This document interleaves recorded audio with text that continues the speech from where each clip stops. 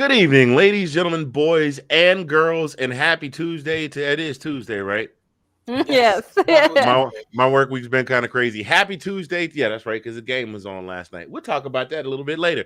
Happy Tuesday to one and all. Welcome to this week's edition of Let's Talk Football, the Roundtable. For those of you wondering, no, Sean did not go out and get burnt and burn his eyes and decide that he wanted to go live in Savannah. I'm guest hosting for Sean. He's picking up his beautiful fiance, Kat. Hey, Kat, how you doing? Hey. I'm guest hosting with Delilah. We got over here. Let's go all the way around. Over there, this lovely lady right here. Hey. Hail all the way from the Chi. She used to look when she was little. She used to play at the playground across from the south side of Chicago where Bad Leroy Brown used to hang out. That right there is diversity, Delilah. And down here in this corner over here, and this gentleman. I'm sorry, I cracked myself up. That song's in my head now. Right. South side of Chicago. Okay. Hey. Then look, that's how I knew what a ghetto was when I was growing up, because they said it had to be bad, right? Oh man. And down there in this corner over here, and I gotta adjust where I'm pointing at because it's weird because you're not actually here. You got that guy right there. That guy right there is one of the hardest working young men in the podcast business, and also he does more late night shows than Jimmy Fallon and Johnny Carson combined.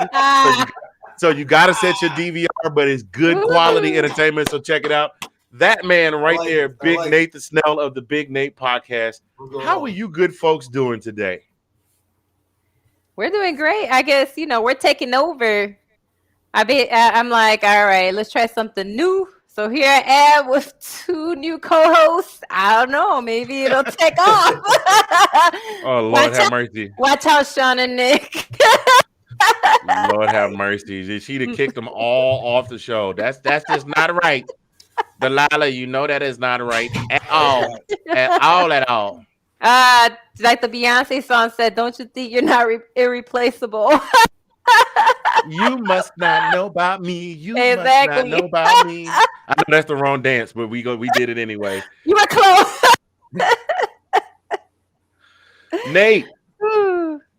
Nate, what's good with you, brother? And not much, just it's Taco Tuesday. Why you had to say tacos? Why go all the food you could say had to be tacos? I had pork chops. I had baked pork chops tonight with a little bit of supposed to be low gluten rice, and I had a nice little meal because I'm down 26 pounds. And you will come on here talk about some damn tacos. Taco Tuesday. I can't say Taco Tuesday. Not on this. Not today. Tomorrow you can say Taco Tuesday, because then I could be like, well, that was yesterday. No comment. But you already said it. You done already said it twice, and I done said it twice. So that's where we are right now. I'm doing all right though. I got an episode. Check out my podcast, ladies and gentlemen. 1/8 Snell. You can see my name right up here. Check me out. That's my YouTube channel. We got season 5, episode 3 later on this evening. So that's me. That's me right there. You gotta reach with your left hand. You got to reach with your right hand to do it, Delilah. I just figured that out. I'm like, the left hand. No, that's not right. I know they taught me directions. I'm gonna have to write the L and the R on my sneakers again. It don't make no sense. That's a true story. I had Chuck Taylor's, and I used to write L and R on their feet, and my father would be like, "Boy, ain't you 10? You don't know your left from your right yet?" Wow. Oh, that's funny. But that's how that goes. That's how that goes. But we are. Let's see. Okay, Sydney is in the building. Hey, what's going on, Sydney? Thank you for joining us. We appreciate it. Oh my God, we appreciate you so much. And you get a shout out, and you get a shout out, and you get a shout out. Tribute to our boy. Shouts out to our boy. Listen, this is my Sean Spencer impersonation. Shouts out to our boy Sean Spencer doing his thing, picking up the fiance. Yes, it's magical. It's audacious because the race. Okay, I'm done. I thought you were throwing out shout outs like this is Oprah. You get a shout out. He gets a shout out. She gets a shout out. Y'all are not even right. Don't get me started. We won't even get into any football tonight. Let's go ahead and jump right on it. Oh, Lord have mercy. You all do me a favor and talk amongst yourselves. Y'all talk some football talk, because you know what I realized? Remember them notes I said was on the printer when I was going to go get them? Yeah. Guess where they still are? At the printer. Y'all talk some football. I'll be right back. Hey, Sean. I'm winning all. Your job is safe, bro. 5 minutes in, your job is safe. I'll be right back. So it's not like Oh my goodness. It's not like how Don Cheeto just came in and Iron Man and took Terrence Howard's gig. Yes, yeah, definitely. Definitely feels like. Definitely for sure. For sure. Oh, that was good. Oh my goodness. But oh man, this past weekend for football, I will say it was kind of ugly for some teams, honestly and truthfully. Oh yeah. I don't know what game we're going to start with, but Monday night, last night, the Rams and the Cardinals nailed the impression. LOL. The Cardinals, I think they met. I think they met their matchmaker with the Rams. I do. Okay. I think the Rams had to come out and make a statement. They did, because I was worried about them for a little bit, because they kind of took a little tumble, but it looks like they recovered. Yeah. Okay. Well, you jumped on into that, and it's just like just when we thought that that at least one of the divisions would be kind of locked up, the Rams are like, nope, you gonna go ahead and we gonna go ahead and this is what the Rams did. Timothy McVeigh got on the phone. Timothy McVeigh got on the phone and he called Fox Sports One Studios. You mean he Sean said, McVay? Sean McVay? Who did I call him? Timothy McVeigh was the. Oh my God! No! Don't even. Sean, again, your job is safe. The terrorist. The Rams coach called Fox Sports One network and said, I need to speak to that Hall of Fame guy that sits across from the skinny white guy that loves the Dallas Cowboys. And he got on the phone. And he said, hey, what's going on, man? What's going on? You need some what? Oh, you need a hot L? One? You need a big size, large, small? You want a super size? Oh, you want a supersized one? Okay, we can get you a supersized one. Uncle Shay got you covered. And Uncle Shay served them up a hot L, and they got it, and they just came out and said, do me a favor and hold that. And that's exactly what happened. The Rams win over the Cardinals 30-23. So, yeah, there we go. So the Rams and the Cardinals are split. I think the Rams still have a shot at winning the division if they win out. Yeah, they do. I mean, they do. Basically, they threw a whole wrench into, because everybody was hoping, they were hoping that by this point, like, you can at least call some of them, but they can't call, like, really, not the division, because for some of them are pretty obvious, but really, they can't really say for sure who's going to be that number one seed, because it keeps changing. And then, the Rams winning kind of, threw a whole monkey wrench into it. And so no one is calling anything yet for a lot of the divisions, and even like who gets what seed. Right. That's what it is right now. But we can definitely say of the two conferences right now. Oh, we lost Nate. Of the two conferences right now, it looks like the NFC is definitely the front runner to me in my mind. Yeah. NFC is definitely the front runner when it comes down to the Super Bowl. I mean, you've got Green Bay, right? And at the beginning of the season, everybody was kind of writing Green Bay off. Will they be able to pull it back together with all the drama? Right. Over with all the drama with discount double check Aaron Rodgers, right? And then he came back looking like he was a member of a grunge band, and then he had like a whole new line of he was ready. Had a whole new line of State Farm commercials. And Nathan said he'll be joining us back in a second. He's having some technical difficulties, so we will soldier on. Nate, get back with us when you can, sir. And now Green Bay's just dominant. They're just killing the division. I'm sorry. I know they're in the same division with y'all. No, it's all good. Like we said, they were gonna win the division anyway.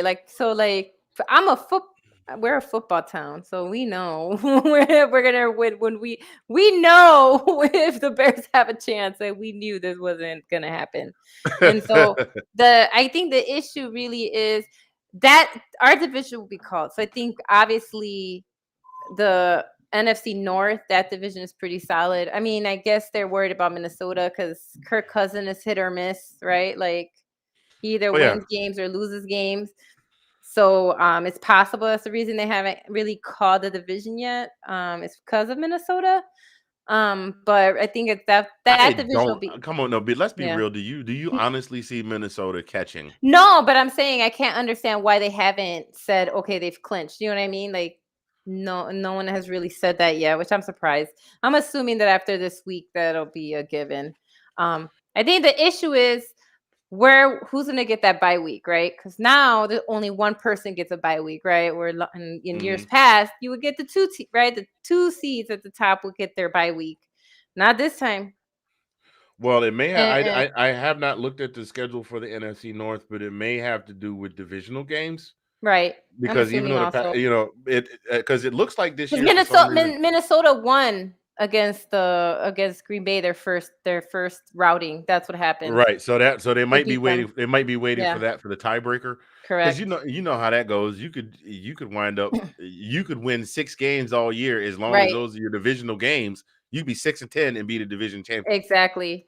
So So I'm assuming it's because they'll probably I don't know. I'm thinking that's what it could be. But really, it comes down to what seed, right?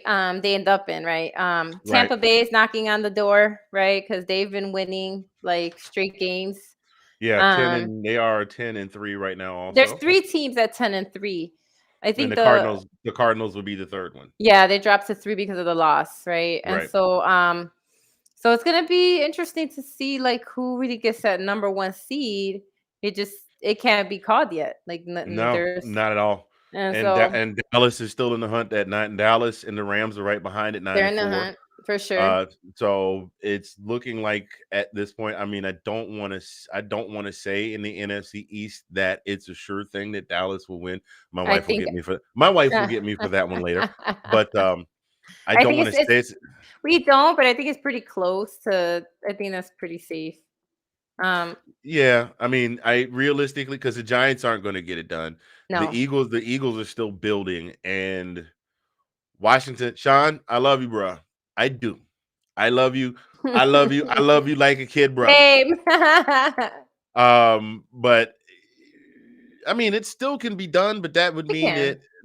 it would let's see. I think they meet again not this week, but next week, right? Yeah, I think the easier schedule though, like if you look at it, like if you look at week 15, Dallas has a easier matchup um than Washington does. Because even though we don't think about it, remember Philadelphia's knocking on the door. So the Hmm. next game is another rivalry game. Well, it's for a lot of them actually in the NFC East. Washington plays Philly. So that one's going to be a little bit more hard fought while Dallas plays the Giants. Right. And Right. so I And that mean, who that's and who's got the easier game there? right, exactly. Dallas. Right? And so Just like saying. exactly. And so in that matchup, that W should go to Dallas. And then again, this is where it becomes really tricky because when you look at all the 3 teams that are 10-3, and then those teams that are just, one game away from also having 10 wins, you have Arizona who's going to play Detroit. And so that right there, Sorry, we Cat. 90 right 95 99.9% sure, right? That's a W for Arizona.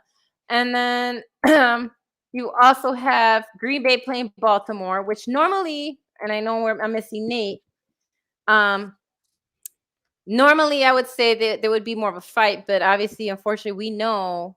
i was Baltimore's reading having issues. I was reading somewhere that they have like 15 players who are like in either injured reserve or just not able to play or just straight out, for the season. And now Lamar Jackson with that injury he got, they're hoping he's back, but it's also an ankle issue, and we know quarterbacks really rely on that, right, for like their stance and stuff, Lamar Jackson especially the running. especially. Exactly. So, so a quarterback that runs to have his ankle giving him problems, I mean, even if he does come back, right, like to compare it to not to to jump into college football for a minute. right, We saw in the Iron Bowl TJ Finley, who is not exceptionally mobile, but at least was able to move around and right, get away from right. trouble. once they got him by his ankle, he had to stand in the pocket. That was it. That was all he had. And he was the only quarterback they had because Bo Nix was out with an ankle injury also. Right. For sure. But so yeah, I mean, yeah, and to my homie Deep Sea. Oh no, I haven't forgotten this. I think a lot of these games are gonna go to that 17th game. Like a lot of these last spots are gonna go to the end. Yeah, well, that happens every year. That happens every single year. Where like it does. Week 15, week 16, or now week 16, week 17. It comes down to the last week where you see the guys have won their game. It's like they've got to win, and the other team's got to lose, and they're sitting there on the sidelines going. You know. Wait a minute. Hold on a second, Delilah. Ladies and gentlemen, boys and girls, a special treat for you all. He went fresh off his. I just had the big time, y'all, for a minute, so my interest would be even bigger. Mr. Nathan Snell. I apologize for that. Yeah, that's all right. Nah, you good, man. Hey, look. That's what you get for trying to run your internet through that Boost, through your Wi-Fi, through your Boost mobile phone, bro. You know, hey, it's not Boost Mobile. Don't do that. I got jokes. Don't play me no mind, man. Don't pay me no mind. So moving this thing on, we're going to talk a little bit about a very monumentous occasion that happened yesterday. Yes, I know you all hate talking about this guy. As a Falcons fan, I loathe this guy as an opponent, and even more so because he won the doggone Super Bowl and then turned around and came into my division. But iron sharpens iron, the game recognized game. The dude is a true baller. He is definitely working on galvanizing his GOAT status as the greatest quarterback in the NFL. Mr. Tom Brady passes for his 700th career touchdown yesterday. Hey, shout out to Kate Alyssa, his super fan. Like, no hate. I know this is your dude. This is your stud. And we always see you, like, you know, defending him, which you should. Hey, you know, it's hard. I get it. It's hard to, you know, when is this man going to retire? I think is what everybody's thinking. To give us, everybody else a break. Look, bruh, you're back again? Really? Yeah. We ain't never gonna win the Super Bowl. Just to give you reference, I saw something that was a bit of a that just jumped out at me when I was looking through his stats when I was prepping for the show, which essentially amounted to the 30 minutes before we came on. Right. I got jokes. He finished the game with 7,156 completions. Okay, he passed Drew Brees, who was leading with 7,142. The closest active player on the roster behind Tom Brady is Ben Roethlisberger, who is trailing by almost 2,000 passes, 5,347. Wow. Yeah. So he's leading by almost 2,000 passes, and as we can pretty much see, this is probably going to be the last hurrah for Big Ben. So suffice to say that record is not going to be broken for a while. So one is Brady. 2 is Breeze, 3 is Brett Favre, 4 is Peyton Manning, 5 is Big Ben. So he's in some rarefied air there. He will more than likely break his record passing season last year of I think it was last year he passed for 4,633 yards, which puts him second on the list behind famous Jameis with 5,109. He's going to probably break that this year. So, I mean, he's breaking records left, right, and Sunday. I printed out. I wouldn't have time to read out. It's a lot. Everything, right? It's a lot. It's a lot. I mean, I've got 2.5 pages here of all of the career records that he holds. The man got mad at Tony Dungy because he's like, "Oh, Tom Brady can't run," and then we saw Tom Brady ran the football. Right. Look. Tom Brady is the one guy you don't want to say, "Oh, you can't do that," because he's going to do it. I mean, he actually asked the questions like how many. He actually asked the question. I think it was a couple weeks ago. How many more passes do I have to get before I break the record?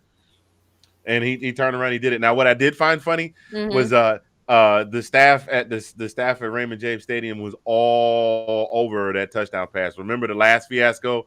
Oh yeah. Was it Mike Evans ran up and gave it to somebody? Yeah, gave it to a fan, and we're gonna do that again. Your boy. Look, who was it? It was a 58 yard pass to Rashard Perriman. Perriman put that ball down in the end zone, and you could see the attendant come running up to pick it up. It's like, got it. Just stood away from it, right? Just put it down. He's like, that's all you, bro. You got it. Right, I saw you coming. That's why I put it down. I'd already scored. I was finished. But peep this now. I'm gonna try and give this to you shotgun style real quick. His career records. Most games won by a player, 274. Most games won, 274. Most games played by a quarterback, 359. Most games started by a quarterback, 357. Most games played by a skill position player, 359. Most games started by a skill position player, 357. Most combined passing yards, 95,787. Most combined pass completions, 8,262. Most combined passing attempts, 12,916. Most combined touchdown passes, 700. Most game-winning drives, 66. Most fourth-quarter comebacks, 50. Most NFL championships by any player, 7. Most appearances in the Super Bowl, 10. Most championships in any pro football player by any player, 7, tied with Autogram. Most times sacked, 609. I thought that was a little big, but I mean, he's been playing for like he started playing the year I got my driver's license, and that's just his career records. That's not regular season, right? I got you. Yeah, playoffs. Right. I mean, 7 Super Bowl wins. 7 wins as a starting quarterback. More wins than anyone in NFL. He's got more wins as a quarterback as one player than any franchise has in total. He's the only quarterback to win a Super Bowl for the AFC and the NFC. Yep. He's 2 quarterbacks to win a Super Bowl for 2 separate teams.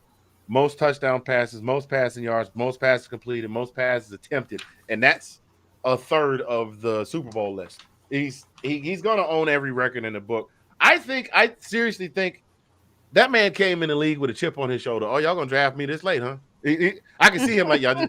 He's like, y'all just gonna go Brady. Like, yeah, it's like being at the DMV and watching somebody go up to the window that came in 5 minutes, came in an hour after you did, right? And you're just like, y'all just gonna let him go first, huh? That's how it is. So I mean, look, funny. He did it. He got drafted as soon as he got the slot. Poor Drew Bledsoe. Drew Bledsoe was like, I lost my job at Dallas, and then I lost my job in New England. He took the job. He won the Super Bowl. He turned around. He married a supermodel. Yep. That man married a stunner. She the number one stunner. What? He is undoubtedly the greatest quarterback to ever hike it up under center. And Nate's just sitting there because Nate's waiting. He's double dutching. He's waiting to get in. Well, I like this comment over here by your boy. Let's talk about the Panthers and Falcons. I can't see the comment. Let's talk about Panthers and Falcons petitioning the league to swap Tampa Bay for Jacksonville in the NFC South. Did that really happen? I don't think so, but it's funny. If it did, that's quite hilarious. If it did, that's quite hilarious. I don't think so, but it's a funny comment. Nate. Oh man, Nate. Oh, we made Nate time. We made Nate go into timeout. No, you're fine. All right, go ahead. Speak your mind on TB, and then we can move on. No, congratulations to Tom Brady. The fact that a former Raven who was a bust caught that pass, I don't know what to feel on that. Shoot, I didn't even know that. Yeah, it just, it's just greatness. I mean, he's in my top 5 quarterbacks of all time. I mean, it's just greatness. We have to appreciate it. We probably most likely will never see those records ever be broken. So, not as Mackey's playing till he's 50. Lord. Retire.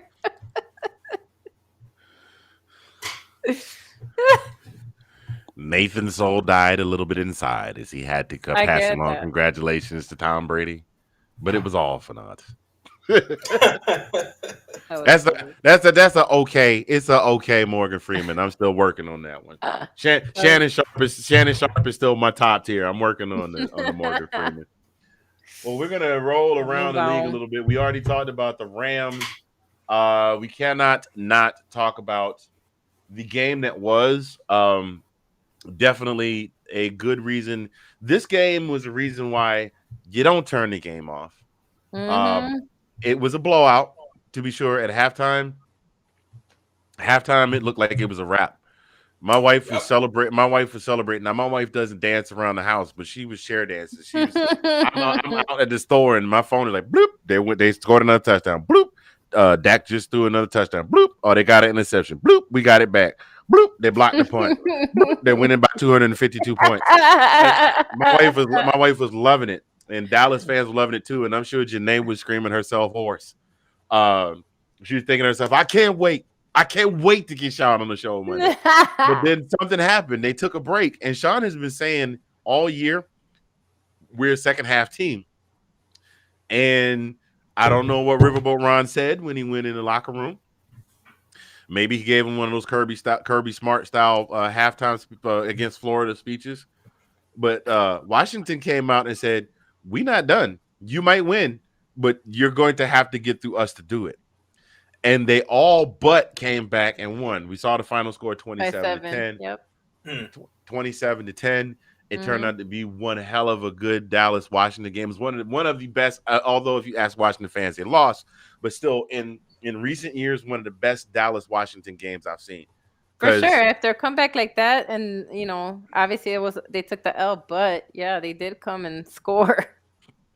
So definitely shows the Skins still have some life in them. They are. I said the Skins, didn't I? The Washington football team still have some life in them. And I mean, you don't live in the DC area for 18 years and not still call them the Skins, even if you weren't a fan. So my apologies if anybody's coming for us, but they went Nathan again. I guess he'll be back in a minute. There But he is. yeah. But yeah, I mean that was quite a comeback, and but yeah, I agree. It's still a heck of a game. Um, Washington is still in the hunt. They still have number 7. And they're still the 7th seed. Obviously, now it's like again becomes tougher. Because you have other teams in the hunt there, but they still got them at. They still have that number 7 seed currently. Um, in the NFC. Yeah. Yeah. So those of you that are watching, that are just joining us, welcome to this week's edition of Let's Talk Football, the Roundtable. I am hosting and guest in the guest spot for the normal moderator, our buddy, the shout out king, Mr. Sean Spencer, who's probably got us on. He's probably got the phone on his dashboard as he's driving Cat home from the airport. Hey, look, don't play. I do that too sometimes. When I'm on the way home from work, I'll put the phone on the speedometer. I mean, and then have it on the Bluetooth. So I'll just listen to it as I'm driving, not looking at it, but definitely listen to it. So I wouldn't put that patch on. So, and then over here, this lovely lady right here to my immediate right and your left, that is a diversity Delilah. And that fella down there is Big Nate. Nate, we're gonna come to you, keeping with the Dallas Washington, and then we're gonna move on to our next game. What do you got on the big rivalry, the whole "we want Dallas"? You were actually playing. What's that question? Was that footage from RFK? Yeah, it was FedEx. Yeah, FedEx Field. Oh, it was from FedEx Field, where they were chanting "We want Dallas." Mm-hmm. Yeah, that was RFK. Yes, it was. I was gonna say because I remember RFK used to rock. Man, today you feel that whole stadium rocking and rolling. Anyway, your thoughts? Yeah, I took a couple notes. Dallas's pass rush definitely made their presence known. I thought their defense pretty much gave Heineke no time. Didn't. I mean, Randy Gregory. Um, oh my gosh, there's a lot. Even Kyle Allen was in there, and he fumbled the ball. Well, I'd say Washington's defense. Quick point of order. They held Dallas under 350 yards. The pick six by Holcomb in the fourth quarter, that was big. We definitely, I will say, again, I don't know what it is. I noticed this too with Baltimore on the defensive side, costly penalties. I feel like we did our job. We limited Ezekiel Elliott 45 yards and 12 carries. But for some odd reason, I noticed our running game could never get going. And Antonio Gibson fumbled. Uh, what was it? He had 36 yards, Mm-hmm. and we offensively we 3 of 14 on third down compared to Dallas 7 of 18. Like we couldn't stay on the field. It's just like I don't know where it went wrong. Yeah, and one of the things I did notice is that Heineke, he kind of had a little bit of a brief, a very rapid growing up process because he didn't make as many mistakes as he was prone to make Right. during the game, which definitely was a big reason that they were able to stay in the game and come down and score rapid fire, pow, pow, pow. And that the Washington defense definitely woke up and started causing, crucial stops. And I saw they brought a couple of 3 and outs. So I think those were definitely all determining factors in why we saw this game be a lot closer than we're used to it seeing in recent years. Right. So kudos to the Washington football team. I think Ron Rivera's got something. I think he's got something good going there. Well, he's building on something. What we're seeing now in the second half of the season is what everybody was expecting coming out of the gate, and so Yeah. hopefully this next season this will translate over. Excuse me. That's what I get for drinking Coca-Cola during the No, show. you're good. Hopefully this will translate over into the 2022 season. Yeah, Right. My boy Deep Sea says Micah Parsons for Defensive Player of the Year. You got that right. So he played his face off, definitely did. So we're gonna move on to our next game. Congratulations, as much as it hurts my heart. Well, actually, you know what? To those of you that are Washington fans, I'm sorry. I am married to a Dallas fan, and we do equally support each other's teams when we're not playing each other. Of So, course. congratulations and shouts out to the Dallas Cowboys. I'll say it because Sean, it hurts. Sean is throwing up a little bit in his throat right now watching this, but congratulations to the Cowboys. Next game, Pittsburgh and Minnesota. That one was a barn burner. That was quite a game. It wa- I mean, I gotta. It was is again second half, right? That's when Pittsburgh made up a lot of ground. But man, that first half, Minnesota ate them That was up. awful football to watch It on just Pittsburgh side ate of the them ball. up. I was like, whoa. I'm like, y'all made like, and again, I'm not hating on Kirk Cousins because that man, like, I know whatever your feelings are, that man could ball. Like, I don't. It's like everybody who has him as it has their fantasy football quarterback always gets at least 20 points or more because regardless, right? He's always gonna ball out. Um, but they made Minnesota's defense look like. I mean, they sacked Big Ben 5 times Yeah. in the first half. So I was like, what happened to his O line? Like, geez, it was crazy. I mean, they really made Minnesota's defense look like they are a top tier defense. And I'm not saying they don't have a pretty good defense, but it's not like, you know what I mean? Like, no one says, oh, Minnesota's defense, but they really made them look like they were like, Well, I said it on my podcast. I said it in the intro episode. The biggest thing, yeah, Minnesota defensively, they can get to the quarterback, they can. Yeah, and and they did. that's what they did. Now, I think the turning point in the game was Mm-hmm. the taunting call on the corner. I Yes. can't think of the cornerback's name, and then Brashard Breeland, who was sick, Yeah. he has to go out the game. I'm like, oh, okay. Right. Well, Bashard was known for getting burned and making dumb play. For getting burned and making dumb plays when he Right. was in Washington, which is why he's not in Washington anymore. Right. Right. Right. Right. Yeah. And But then Claypool with his finger in someone's face. I mean, that was stupid. yeah, but maybe maybe we were looking at Big Ben the wrong way. Maybe it's not him. It wasn't him. It was just really Pittsburgh's got some talent, Of course. but like Najee Harris can't. He can't do it really. I've noticed he's for his the run game. I feel like for a while there, they were relying on him. Like Deontay Washington, I know he struggle with drops. Yeah, Chase Claypool's talented. I like him. And then for sure he Freiermuth, is. like I felt like if he caught, I feel like that was if he caught that, I think Pittsburgh would have won that game. I do, going into overtime. Right, But I do think what did cost him Pittsburgh, I think, was the Claypool. He gained the first down, pointing, celebrating, where you had Trey Turner. Like, come on, like, what are you doing? And right, then in the right, press conference post game, he's deflecting blame on him. right. Like, I didn't do that. That was him. So, Hey, like, I know Sydney will appreciate the support for Big Ben.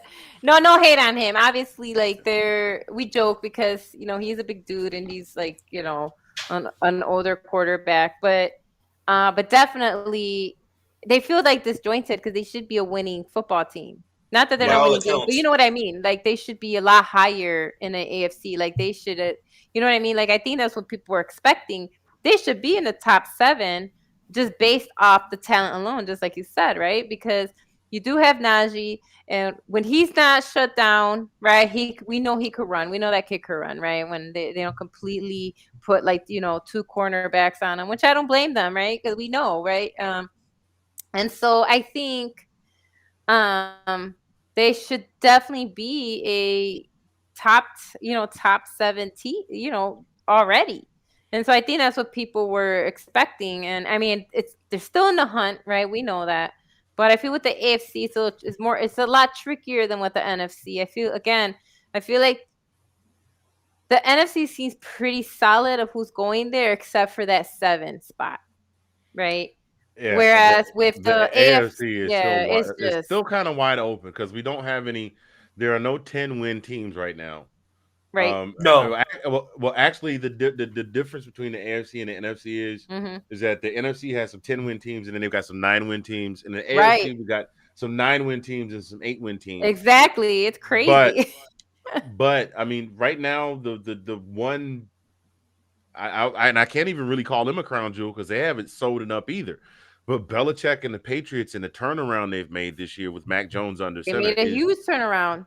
is And the huge. the other team that everybody also treated like they did Green Bay was Kansas City, right? Like Oh Kansas man, City, couple of Kansas losses and City. they were getting ready to throw Kansas So City in the dumpster. just like with Green Bay, and then we know everybody was laughing because he got a pick every week or 2, whatever. But I was like, he's not the only elite quarterback that we look at that has a buckload of interceptions in between his 300 and 400-yard passes. You know what I Right. mean? So it's like it's Yeah. not like Yeah. it hasn't happened before. Yeah, okay, you got one pick. I threw for 500 Right. yards and 7 It's touchdowns, and like, we beat right. you by 5 touchdowns. Right, or something, So, right? And so, Kansas City is climbing up there now, right? And that was yeah, another team right that now, we those weren't sure about. We are like, oh, but now they kind of got their groove going. And I think that they are a threat in that for sure in that conference to kind of shake up some stuff because they were another team that people were like already, the first few weeks when we knew this was a longer season too. First few yep, weeks, we were like, they're not going anywhere. Look at them, blah, blah. And look at them now. They're like number 3, I they think. get in paper. And for real, I mean, right now, your 3 9-win teams are the Patriots, the Titans, and the Chiefs. So, yeah, that's going to be, that's another conference where I can't say comfortably who will take that number 1 seed, No, you because know? and the Titans, another one, the Titans, when Derrick Henry went out, everybody kind of internally said, well, there goes their season. Right. Not so fast, you know, hanging Yeah, in there right in there, 9-4 in the number 2 spot. your boy made a good comment too, like that run game finally took off. You're right, and that means that that gives Mahomes way more time, right? Like when he passes, that obviously improves his accuracy, and he knows he doesn't have to count on passing. So for sure, I agree 100%. They got that run game going now. Yeah, definitely. We definitely got.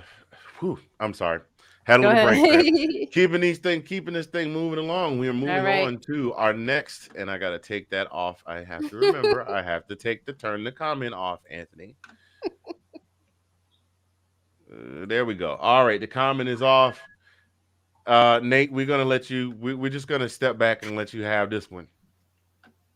What do you want me to say? Whatever I, you need to say. but hey, look, this is therapy, and it's not costing you a nickel on your deductible. Right. I'm not surprised. I'm not. Like, I think I've seen all I needed to see from this team and what it needs to be done in the offseason. Like, some people really sat there and said when he got injured that was an intentional hit on on his ankle. I didn't. I still look at it. I don't see anything intentional about it. The offensive line is trash. Besides Bradley Bozeman and Kevin Zettler, right tackle needs to be filled, needs to be fixed. You got a left tackle that needs to, God bless him, he's not the same. Um, the run game is just, it's not materialized. I mean, Devontae Freeman is a serviceable running back, but let's keep it real. When you have three running backs going down in the training camp and you got to find replacements. There's like, I forgot how many injured players I saw in the Ravens, like 15, like something crazy, right? Marlon Humphrey was the 20th nuts. player. Oh, more 20. I knew it was an insane amount. Like that's ridiculous. Yeah. And then on top of that, like, you know, I mean, we had Anthony Averett gave us the first interception on defense in 6 weeks. Like, we can't, like, that was our backfield. Anthony Averett, Geno Stone, Chuck Clark, and Brandon Stevens. Yeah. Here's why. Here's something to placate you. Well, not just in general. The Browns should not be happy about this win because they only won by 2. No, they shouldn't. Like, and then, like, on top of that, like, I gotta give celebrate Cleveland. I'm not going to, like, I gotta give Tyler Huntley this respect. Like, being thrown into the fire down 20, like, 17-0.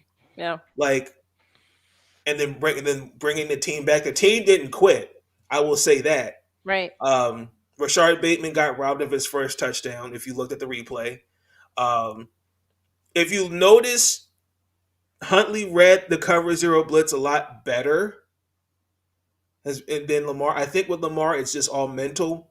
And again, I really do think some of it is just with coaching. I do think we need a new offensive coordinator. It has to happen. Like, when you have a future a Hall of Famer that's going into the Hall of Fame that just was recently inducted, I'm not going to say his name, saying that this is not the coach, offensive coordinator for Lamar. I think that's telling something. But we got to play the Packers. Yep. I'm not confident. It's a home game. We're not winning that game. And we got to play the Rams. I'm to the point where I don't even think the Rams are even going to make the playoffs. Wow. Wait a minute. Look at me. You think the Rams aren't going to make it? He said he doesn't think the Ravens are going to make it. Oh, I'm sorry. I don't know. I was like, sorry. He doesn't even want to say the team name right now. He's hurting his side so bad. That's pain right there. I just don't like the way I've seen how this teams look. We got to play the Packers and the Rams, and then we're 1-3 in the division, and people are still celebrating like we're still first place in the AFC North. Like, what are you watching? I'm watching a team that's being the ship's being held with tape and glue. We're listing on starboard and port side. You know, there are positives. I mean, Hollywood Brown and Mark Andrews are having a great season. But I'm looking at the fact that the offensive line's terrible. We're going to have to fix this defense. And the run game, it's not really truly materialized. Like, how can I expect Latavius Murray, Devontae Freeman, and then before we cut him, Le'Veon Bell to just turn around and, oh, please. Right. X, Y, and Z. Like, I think Lamar, he's been sacked almost, I want to say like 30 times. They're just. This is not a playoff team. If this team makes the playoffs, it's not getting out the wild card. Right. Well, right now you're the 4 seed, so that wouldn't necessarily make you a wild card team, would it? Well, I don't see us winning the division because we've lost Oh, because three. it's Tennessee, right? No, because we lost to Cleveland, Cincinnati, and Oh, Pittsburgh, oh, that's right. And and then we it got to goes play division and Cincinnati then and conference, Pittsburgh right? after Los Angeles. So best you can hope for is the 3-3 division, the 3-3 divisional record. That's like I said, Right. best you can hope for. That's at this point. And then also too, we signed Tony Jefferson. Like, what is that going to do? Like, I know he played for us. He brings veteran presence, Right. but what is that going to do? I mean, like, Right. can we please move on? I don't want to talk about this because I'm gonna put my head through a wall. All right. Let me pull a big Nate clip. This was Let me pull a big Nate clip. Oh my god. yeah. Okay, I tried to find the one that you normally use.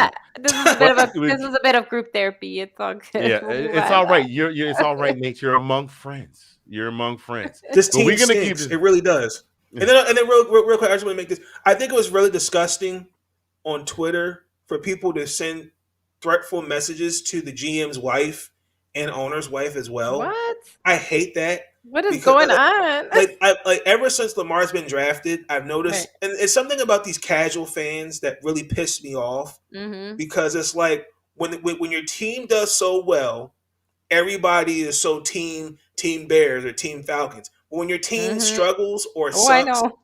everybody's on is like, oh my gosh, X, Y, and Z. Like they were really sitting there and sending really like threatening messages to the GM's wife. Like, really? Like, come on now. That's Yo, crazy. real talk. I doubt any of them are looking right now, but if somehow or another this manages to get out and you're out there and you think that because you paid money to buy a ticket Mm-hmm. or because you paid for a subscription to NFL Sunday Ticket or because you bought the special cable package so that you could watch all 16 games on Sunday, or Right. because your granddaddy was a fan and your uncle was a fan and your aunt used to be a cheerleader and your nephew used to be a water boy and you tried out one time as a walk-on fresh out of college as an undrafted free agent and you didn't make it, and that gives you the right to threaten anyone's life over a damn football game. You really need to get your life together for real. Mm-hmm. No, it For is. real. It's messed up. I've been realistic. I've had a couple of people send me text messages like, "Yo, I think you kind of starting to sound like a Lamar hater." No, I'm being realistic. Like I'm looking at this team. If the team was structured better, Right. it's different. I have been an advocate. I think Delilah could back me up on this. Nick, Sean, I am not a fan of paying quarterbacks an exorbitant amount of money. Like Right. Yeah, you said that before. it's like I can't pay a quarterback until I fix all these other issues. I can't. Watch me agree with you Yeah. with my Denzel Washington. Well, I That's mean my Denzel Washington impersonation, because that's why you mean to tell me. Go ahead, Delilah. some QBs got their pay restructured, right? Doesn't mean they won't get paid out, but that they restructure so they're not getting paid out like right away, which allows cap space, right, to fix the needs of their football team. But yeah, no, I also am a realistic, right? Like, you know that I'm a Bears fan, and I'm always realistic about my team and what they can't do. I hope for the best, but I know better, right? It's just how it were is. not alone. Like, I know better. Listen, I'm optimistic for the future. I know, Right. I know what Eric DeCosta, Dick Cash, John Harbaugh. For sure. I know what they got to do, but this has been really one tough season. I mean, it's giving me 2015 vibes. Like that year, we actually had the chance to make the playoffs, and then down the stretch, Steve Smith Sr. got hurt. Flacco, Terrell Suggs, Forsett. I mean, I don't know if it's just like a historical thing. I don't know what it is, but my Lord. Well, shout out to Tyler Huntley for holding it down. He'll probably have to hold it down for us, next week against Green Bay. But yep. Well, we're gonna take a deep breath. We're gonna move on to another subject that's hopefully a little more cheerful for you. Cooper Kupp the beast in the West. Yeah. Potentially has the potential to win the equivalent of the NFL Triple Crown as a wide Yep. receiver. And Delilah, you've got all the stats compiled, so we'll let you go Yeah, ahead and take those. currently, right? Currently, he has 113 receptions, 1,489 receiving yards, and 12 touchdowns. So he's on pace for the wide receiver triple crown of the season. Right now, he's first. He's in first place in all three of these categories for a wide receiver, and I think he'll win out. I really don't see how anybody can catch up to this guy at this point. Let me share some stats that Ablo provided in comparison. He said the reception record is 149, and that belongs to Michael Thomas in 2019. So take that in, 149. And I said, how much does he have already? 130 receptions already. And so, and that, and so with room left to go. Exactly. I see him breaking that record. Receiving yard record was in 1964. I'm not sure who that was. But then Calvin Johnson in 2012, right, was receiving touchdowns, having 18. So think about that. So Calvin Johnson had 18 career touchdowns. This man already has 12. Wait. Calvin Johnson had how many career touchdowns? Receiving, sorry, 18. Or the record for the season. For the season, 2012. I was gonna say, I know Megatron. No, I meant the season. I apologize. So for the 2012 season, I apologize. Yeah. As I was reading the notes a little backwards because it's on Messenger, Sorry. Okay. Yeah. So 2019 for reception record was Michael Thomas with 149. Calvin Johnson in 2012. I see that record being broken, right? And so because we have already we have a few weeks left, so it's possible. Can he make 20? I don't know. I think maybe the touchdowns are a little trickier, but his receptions. Either way, this man is in good company. And so either way, he's in good company. And I do see for this season, he will. I don't see how he can catch up to this guy. I think he will get the triple crown in 2021. What do y'all think? I think it is very highly possible. Cooper Kupp has been nothing but an absolute monster this season. Now, wait a minute. When you say receiving touchdowns, you mean for the whole season? For this season, yeah, he's 12 already. He's got how many? 12? 12. And the record was 18. 18 was the record for a whole season? In a season. Mm-hmm. And that was Megatron. I'm looking at, where'd you get those? I'm just curious where you got those from. Ablo kind of share, because we have our group chat, whatever. He kind of broke down some of those records for us, and he put it in a group chat. Because I'm looking at the single season touchdown reception leader with Randy Moss with 23 in 2007.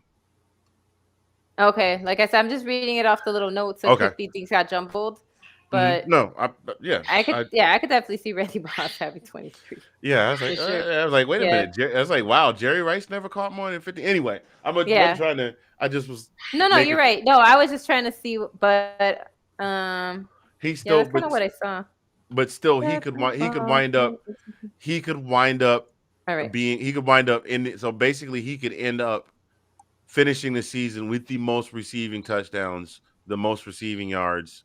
And the most receptions. I got exactly. You. Okay. Yeah. So that's where we are with for 2021. Yeah. Sorry. For 2021. Now about time. This kid is young. Who knows? I got you. Okay. Oh, I got you. So you're talking about the season. So you're talking about the triple crown record holder for this season. Yeah. Got you. Okay. Now that makes sense. Sorry about that. No. Yeah. Those are seasons. But yeah. So basically, we'll see what happens. I mean, maybe he gets it. Who knows? Either this, I just don't know how you'll catch up.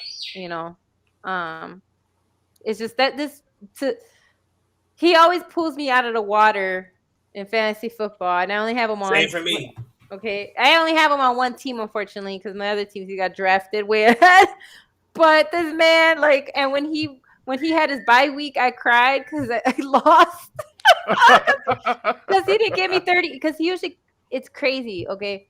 This man gives everybody who has him on a fantasy team between 25 to 30 points. I think Like one. I it think is, one year. I it's think one season, insane. one game so far. Hold on, let me look at my stats. You're like 35, right, or something, or 36. I don't know. What's something crazy? It was 40. It was 42 points when he played the. They played the Lions, Yeah, see, I knew it and then was they had something. 41 points when he played the Colts. That's what I'm saying. Like he puts up ridiculous numbers because he goes for at least 100 yards every game. I don't think he's ever run less than 100 yards. He at least hits 100. If he's 100 not hitting, he's yep. if he's not hitting 125 or whatever, he at least hits 100, and that's insane. Like how old is he? Yeah, Right? so the lowest he had so far this season was 64, and that was against the Cardinals. And I was like, playing a rivalry. You know what I'm saying? But on average, he gets at least 100. Like that's, Yeah. I don't know. To answer your question, Delilah, he is 28 years old. 28, and wide receivers have a longer lifespan than running backs, right?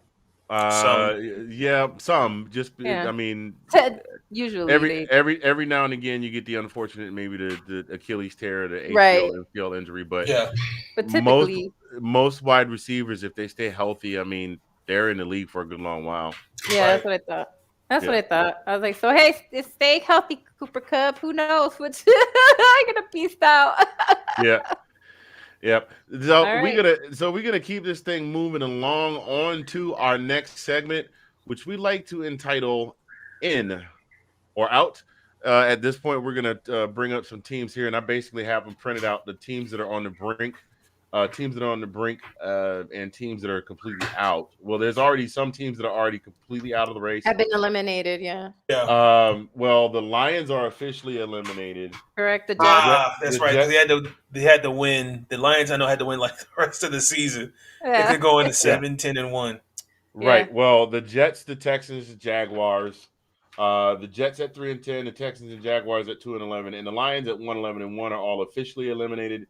The Giants and the Bears are considered out of the race, but not officially eliminated yet. Both at 4-9. Is Atlanta back in? Because y'all in that weird number 6-7. Atlanta is at Atlanta. You were eliminated before, but I don't know if you're eliminated now. Well, how were they eliminated and they get to come back? I thought if you was eliminated, you didn't get to come back. Yeah, but I don't know.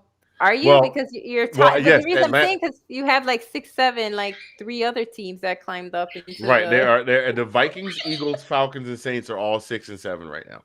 That's why I'm like, So they're all still in the hunt, which is kind of crazy.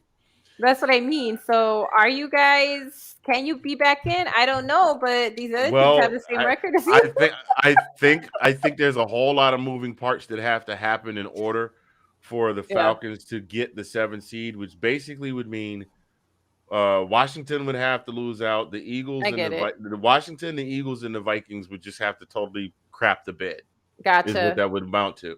Right. And the Falcons would have to win out and that makes sense. And beat the Saints in their second head-to-head. But y'all have to win out. And we would have to win out. We would have to win out, and everybody else would have to crap the bed. Got it. And to be completely honest, I don't see that happening, boo-boo. I see. No, I know that makes sense. But it's just weird. It's just funny though when you look at those numbers though. How many teams are 6 and 7? Right. You got 1, 2, 3, 4, 5 teams between 7 and 12. I'm sorry, between the 6th spot and the 12th spot. There are 5 teams at 6 and 7. The 4 teams I mentioned before, and Washington. All right. So you mean the Falcons got to win everything? Everything. So all right. So Falcons are eliminated, quote unquote. Jets are eliminated. Right? We said Jaguars. Come on, Delilah. We doing this now? Is that what we doing this now? They're not out yet. So we gonna kind of do this rapid. We gonna do this. Well, all right, let's do this. We'll do this rapid fire. Delilah, I'm coming to you first. All right, let's go. Vikings, in or out?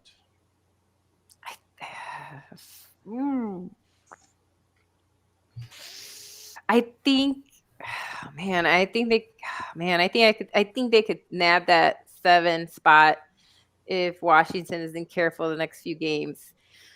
So well, that's an if, but that doesn't tell me. Are they in or are they out?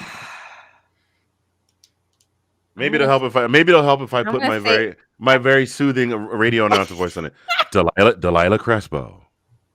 Are the Minnesota Vikings in or are they out? I say they're sneak. I say they're in. I think they're gonna sneak in there. Okay. All right. Nate, what you got? In or out for the Vikings? The Minnesota Vikings are in, guarantee. Guarantee, bro. Look, Yeah, see, I wouldn't hesitate. Yes, he went guaranteed. Nate, Nate, you got to do me a favor, bro. When you look at the camera, can you pull your head up? Because Yes. you looked up like Hannibal Lecter. Wait till they get a load of me.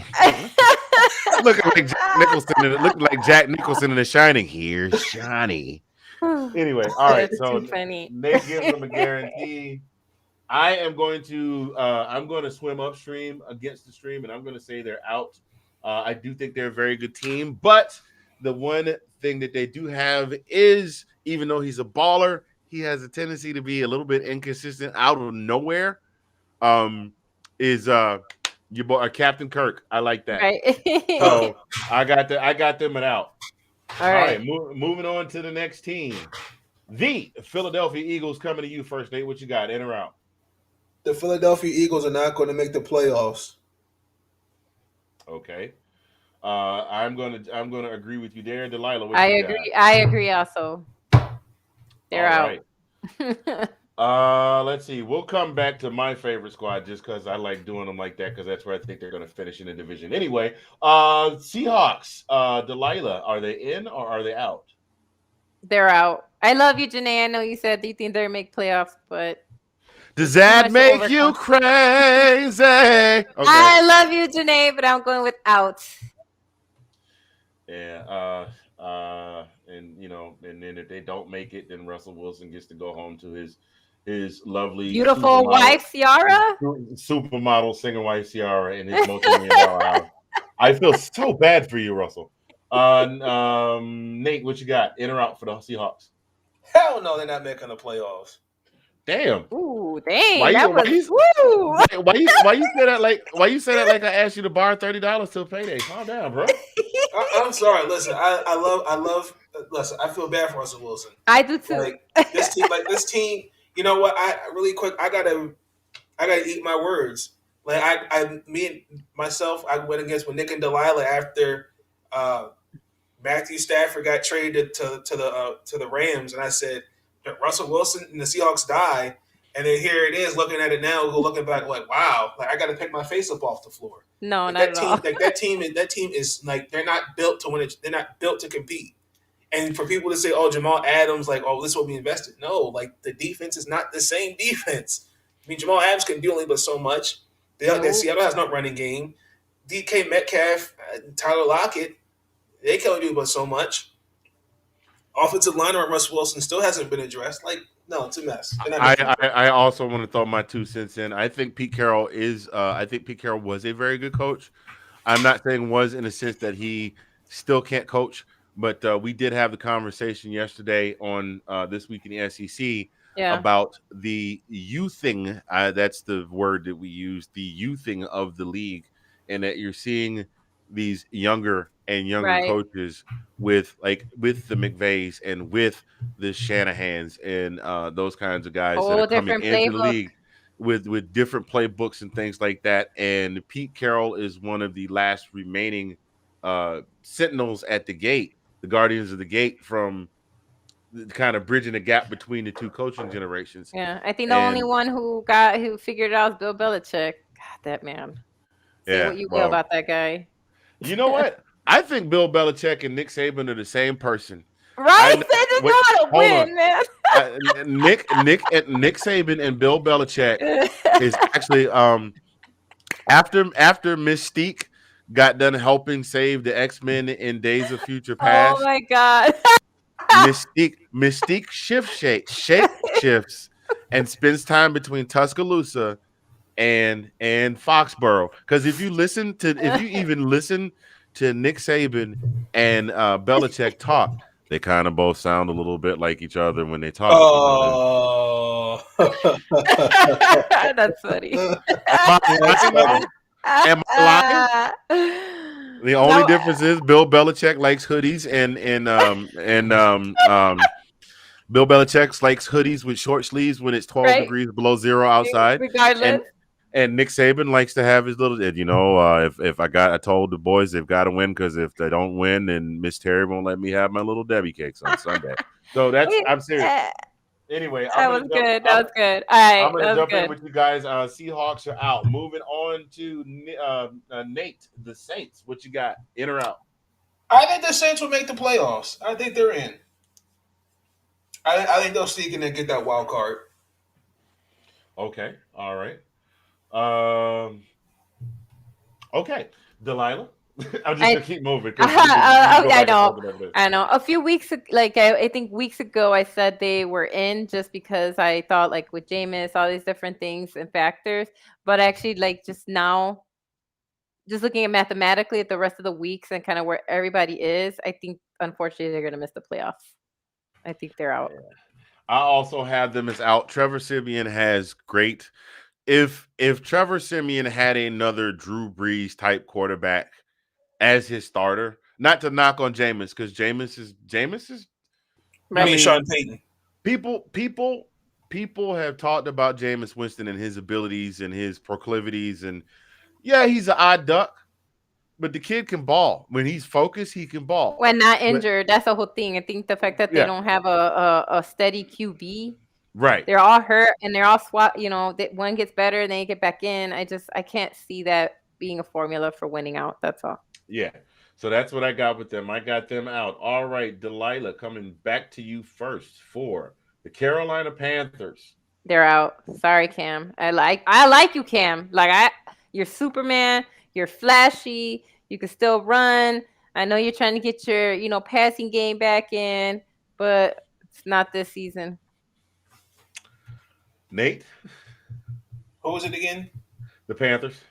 No. All right. That was Yeah. so firm. No, He didn't have no extra to add on. He's like, no. no. I I I'm sorry. I know we're not supposed to tear each other down. We've all heard the phrase "crabs in a barrel," but I just have a hard time. And to my boy AJ, I know if you're still out there watching, I'm sorry for what I'm about to say, but I sincerely cannot. I can't. Cam, love you, bruh, but I can't. With you looking like you sitting on the sidelines with the hair and the facial hair, looking like you're getting ready to say "Moon Star of Limbo." No, I can't, bro. I can't. So I can't do it. That's gonna do it for me. You're out. The Panthers are out. You all right, Delilah? Oh my god, I'm never gonna be able to unsee that. Anytime a rerun is on now, you gonna see Cam Newton going. I just can't. That's exactly what I thought of.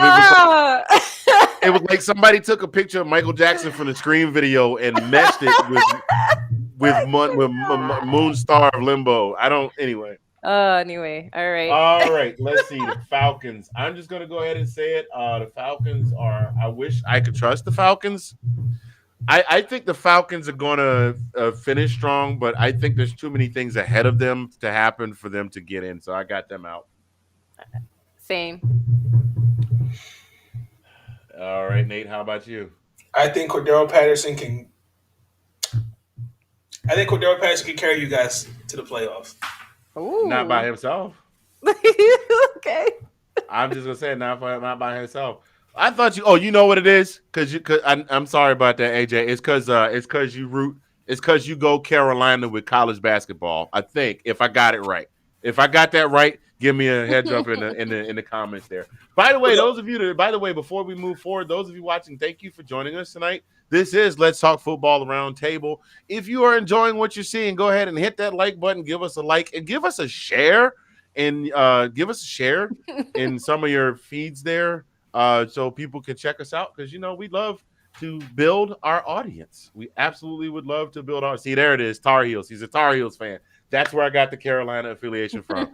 So he was cracking up at the Moon Star of Limbo joke. I'm pretty sure because he and I went to high school together, And so I know, same time we get home, we watch the Transformers, the GoBots, the Thundercats, GI Joe, and Silverhawks. So somebody get the anointing oil All right. for Delilah. Delilah looked like she need one of them church mothers to come lay hands on and say, "All right, baby, it's gonna be all right. I'm touching you in the name of Jesus. We rebuking that spirit of laughter." Oh my goodness. Anyway, we gonna keep this thing moving on along. On to the NFC. We are talking in or out right now. Wait, we did NFC, right? We're going to AFC. Yeah, we're on the AFC now. Did I say Okay. NFC? Yeah, I Yes, was you like, did. I did. I'm sorry. Oh, But did we? did we talk about the Giants or the Bears?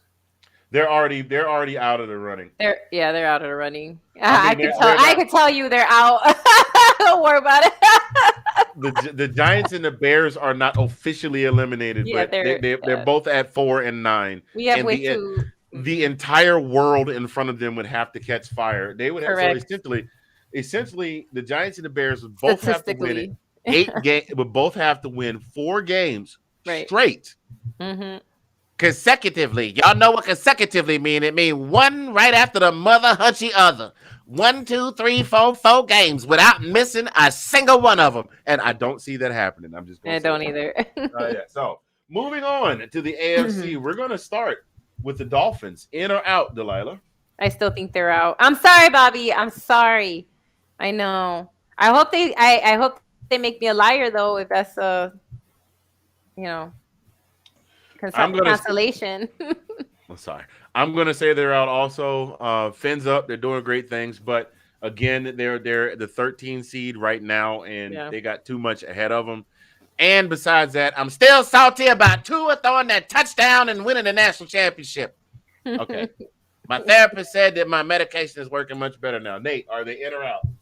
I think the Miami Dolphins will make the playoffs.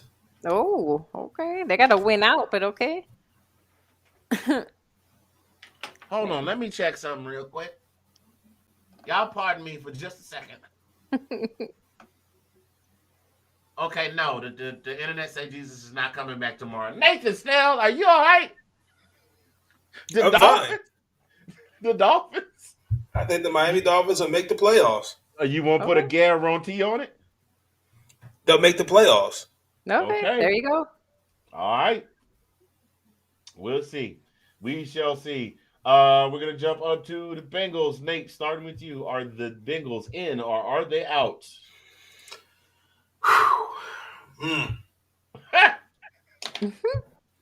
That's tough. Like, after losing to San Francisco, they're tied with Cleveland for 7-6.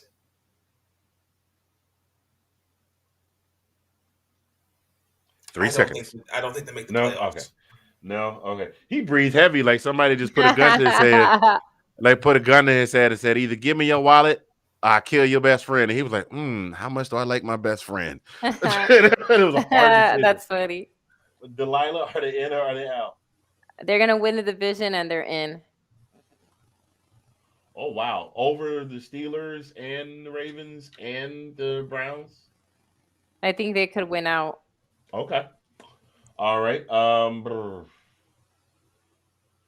Playoffs. You're absolutely right. We do need that clip, man. We do need that clip. I don't have that clip. I am the only show in the Let's Talk Football family that does not have that clip. But you're absolutely right. You're absolutely right. Bengals. Let's see. You know what? I'm gonna go with you, Delilah. One sole reason. Joe Burrow. Mm-hmm. Joe Burrow and Burrow mixing. That Burrow mixing connection. You can't beat it. Let's see. Moving on. Let's go back down to the number 12 seed. The Las Vegas or Los Angeles or Oakland, depending on what time you became a fan. Raiders at 6-7. Delilah, what you got? I think they're out. It's sad because they were picking up so much steam. But I agree with a lot of other people who are like, I feel like they've got more stacked against them than for. Like they have the harder schedule, in my opinion. And they had the drama with Gruden being fired earlier in the season. It's just a lot. I'm gonna add to that. I also think they're out, and I think another prediction. I think Derek Carr winds up being traded at the end of the Ooh. season. Oh snap. I mean, he's got too much value. He's still got too much football left in him to kind of wait for this franchise to undergo yet another rebuild. I He's mean, gonna pull remember, a Matthew Stafford. I don't know. We'll see. He and his agent. I guarantee you, he and his agent will have a talk after the season is over. Uh, I wouldn't. It would not surprise me. Well, who was the alright. coach before that buried the football and said we're having a burial for bad football, and then they wound up losing like four straight. Mm. So yeah, I see him being gone at the end of the season. Nate, what you got? The Oakland Raiders are trash. Stay woke. Damn. Okay, I guess that means out. Derek, I listen. I feel for Derek Carr. Like Mark Davis is going to have to really trade. Is going to have to clean house, top to bottom. Um, they. I said it after the Thanksgiving game. He looked like an MVP. Derek Carr looks like an MVP candidate. I just think his prime years are really being wasted with this team. I Yeah, really that's the do. same. That's exactly what. Hashtag free Derek Carr. Yeah, I agree. I mean, he's up there. He's a top five. He's a top five passer. Like he was Yeah, always right behind Brady for yards, and like right and kind of always kind of hit or miss with like with Matthew Stafford and stuff. I agree with you. I mean, I heard for the kid because he was lighting the league up his rookie season. He was lighting it up until he got Okay. hurt. Hmm. Yeah. So, All right. um, All let's right. see. I have them out. All right. The Denver Broncos, the number 10 seed at 7-6. Nate, what you got? I think the Broncos can make the playoffs. Hmm. Okay. All right. Um, I got them out. Delilah? Yeah, I think they're out also. I wish not. I like Teddy. I like the team, but no. Yeah. I feel like they also have too much stacked against them.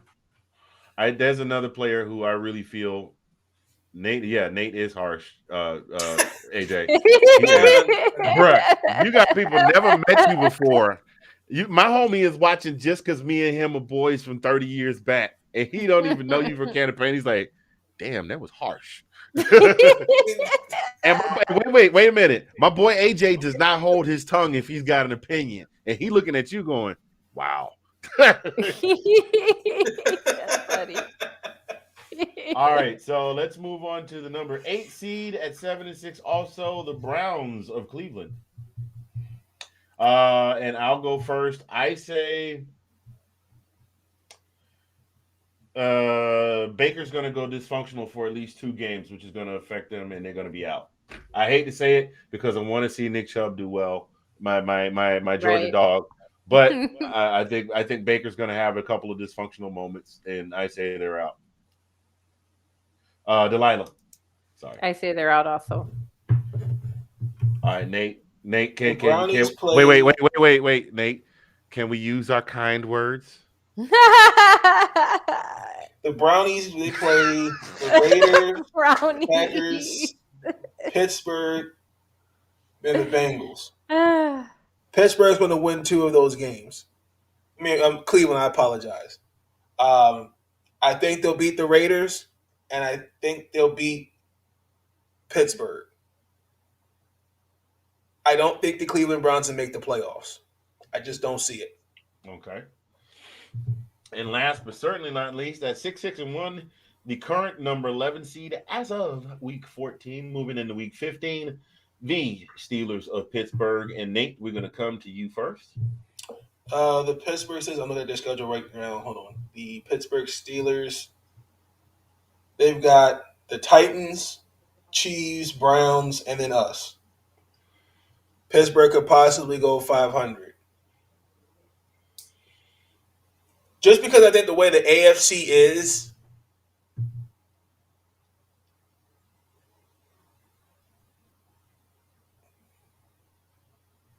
I think the Pittsburgh Steelers will make the wild card.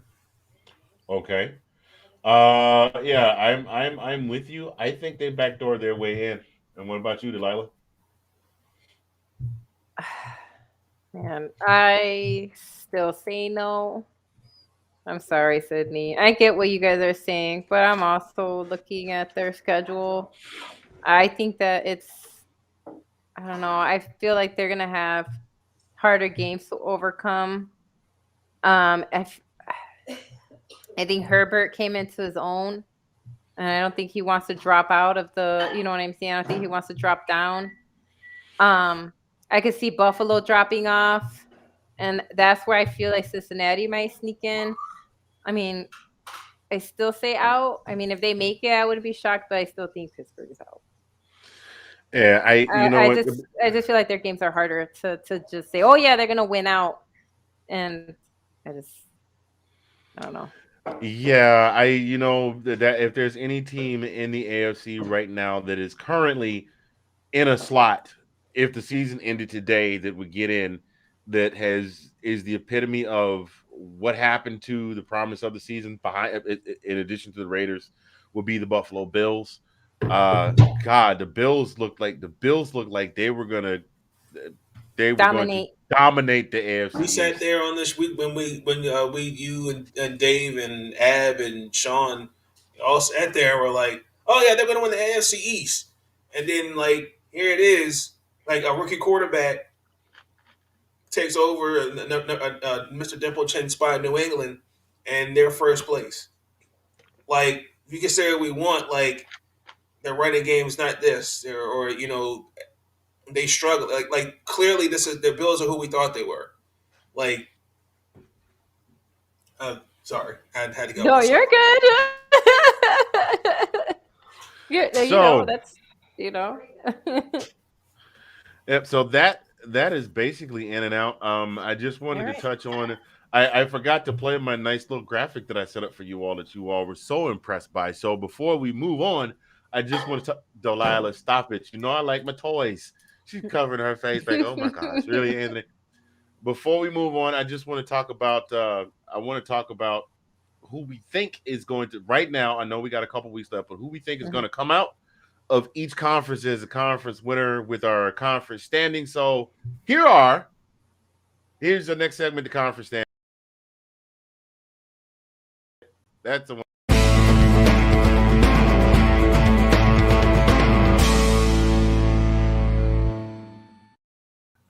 All of that prep and all of that talking and just hit the wrong button. Sean, God bless you, sir. It's just me. When it's me and Colin, it's just me and Colin. So it's not as many different things you got to keep track of.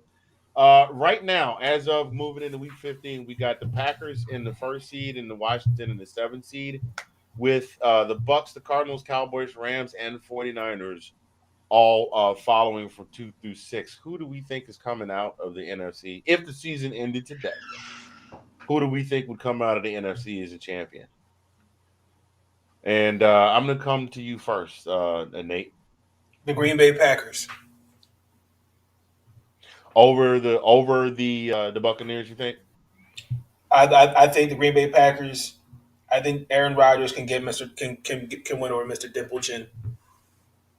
I mean, despite the fact that every time that they have every time they've come in as the one seed, that they've essentially been bumped. I mean, I I mean, just I understand what you're saying. I think a lot of that. I think honestly, truthfully, I really think that game was just. I think was just poor coaching. And then let's not forget Kevin King got burnt like toast in that game as well. So I think everything is. I feel like the Packers are starting to bring it together. I So will say to your point, Aaron Rodgers. I think whatever transformation it is he went through in the offseason, it's almost like he's become possessed with it. Like he's not the usual, you know, Aaron Rodgers. It's like Right, right. he's He's in not some affable anymore. he's in some other kind of zone. I mean, screaming, "I own you!" Like, oh, he's like that's like yo. He went full WWE. Like Right. he is bound and determined to win and get the monkey off his back. But then that begs the question of so basically it looks like it may well be the Bucks versus the Pack in the Again. NFC Championship. So now you're talking about the immovable object versus the irresistible force. But I'm going to swing it over to you, Delilah, and see what you have to say about Uh, man, it's I agree. Like there's like he does seem like he's not that affable QB, but I think that's also has a lot, not just because I feel like that has a lot to do with he really does see this as his final season with Green Bay, regardless of what Green Bay fans feel or think. He wants to win out. So if he doesn't win out here, if he doesn't win the Super Bowl, right, win his second Super Bowl, it's not his, he's moving on. Um, but it. it's just, right now, if it obviously if things were caught today, they're already in the number one seed, right? So they get their bye week and they get to watch everybody else duke it out. So that automatically gives them a spot if the season ended today. Um, I just feel like again, y'all need to start learning how to keep Tom Brady out of the playoffs. I have to say teams need to figure out a way how to keep him from, because that's usually when he doesn't win anything. That's usually when he doesn't win a playoff game. Okay, we learned that in the AFC. There were a few times, not often, right? There are a few times, but I think you have to like make sure he never makes a playoff game. Like, don't let him in because But he how do you moved. do that? That's what I'm saying. This team went last year. They went in as a wild card, right? Last season, he didn't even go in first place. He didn't go in as number 2 seed. He went in with a wild card spot and beat everybody on his way all the way to the Super Bowl. I think That's there's, what Tom I Brady think And if does. I think I there are think blueprints how to contain Tom Brady. I think if you put pressure on him we and you say we say that, but when he loses, we've seen that, right? We've seen like that's what happened, right? He lost those 2 games, went into the bye week. What happened after that? they just got they won. And so that's what I'm saying. Like he has to be like everybody knows that blueprint, but somehow he rewrites that blueprint. And I don't know. I feel like I think that the Bucks will get the number one seed. I think they get the number one seed. I Whether that means that honestly, they'll ride it to the Super Bowl again. I mean, the odds have shifted. That By the way, that yeah. I'm not a bettor, but I've been paying. I do kind of look at those percentages at least, and the odds have shifted to a buck. Return to the Super Bowl. Well, As far as power rankings and all that jazz. I think there's two teams that I think are standing because I think it's going to be the battle of Right. the 12s again. Yeah, The two teams I standing in the got you. way: Yeah, the Arizona Cardinals and the Los for Angeles sure. Rams. Yeah, I I, do. I agree. They're definitely in the way for sure. But Like when I look at the rest of the division, I don't think the way the rest of the playoffs. I don't think Dallas. I don't think I think the way it's going to be the Arizona versus Dallas if the playoffs started today. right. Oh yeah, that's right. Yes, because Green Bay will get their bye, so they wouldn't yeah, play, and so everybody has to play out. Yeah, yeah. I think those are the Number four teams that are going. I think it's going to be Green Bay, Yeah. Tampa, Los Angeles, the St. Louis Rams, and the Cardinals. Yeah. So I'm gonna run to the comment section real quick. Our boy, my boy AJ checking, and the rest will have a hard time deciding who to pull for if Rodgers and Brady meet. For the second Little, time. yeah, right. So, I don't know. I think that's about right. I do think Dallas will. I do think Dallas will wrap up the East. I Yeah, I don't agree. see that. I just don't see them having the depth to make the run. When I look at the three teams over the top of them and the one immediately to I think they can get by I think they can definitely get by the 49ers in Washington. They've already shown that they can beat Washington, but heck, they almost gave that game up. Right. But Yeah, But that's not I who don't they play. Like if they were playing today, they would play the Rams. right. Yeah, no, I don't think they have the depth to get by them. But even if they did get by the Rams, I mean, you still got all these other teams up. You still got 1 through 3. I don't think they had the depth to get by them. Sorry about that, AJ. Your boy, I got to give them much respect. They are not the Dallas Cowboys of the last X number of years, where Tony Romo just had these phenomenal seasons, and something would happen in November around about Thanksgiving Let- time, and then Yeah. I think they're Let, phenomenal. let's put Now, it let's be let's put it this way real quick. I like Dak Prescott. But I do too. do you think he could beat Aaron Rodgers? Is my question realistically. I think he can Realistically, give him yeah, a run for yes. and He yeah, I could think he he can give a give him run a for run his for it. money. I'm not saying he I won't put up a fight. That's not what I'm saying. But at the end of the day, though, like that's all I'm do I saying, right? Like, no, do I think he can beat him? Yes, I do. Do I think realistically it will happen this particular season? Not the way he's playing. Oh, Not the way that Aaron Rodgers is playing. No. now that's let what me I'm ask you a saying, question. Now, do you know is because and that's coming from me.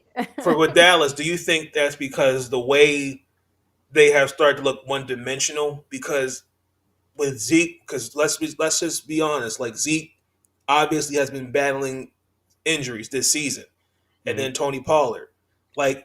Dallas, like when if you lose those two, they Dallas looks very one dimensional. Like I kind of looking at Kellen Moore, like I don't think he's making again. Like I think that's where coaching matters. You got to make the game easy. Like I think they're kind of overcompensating. I think it shows. Yeah.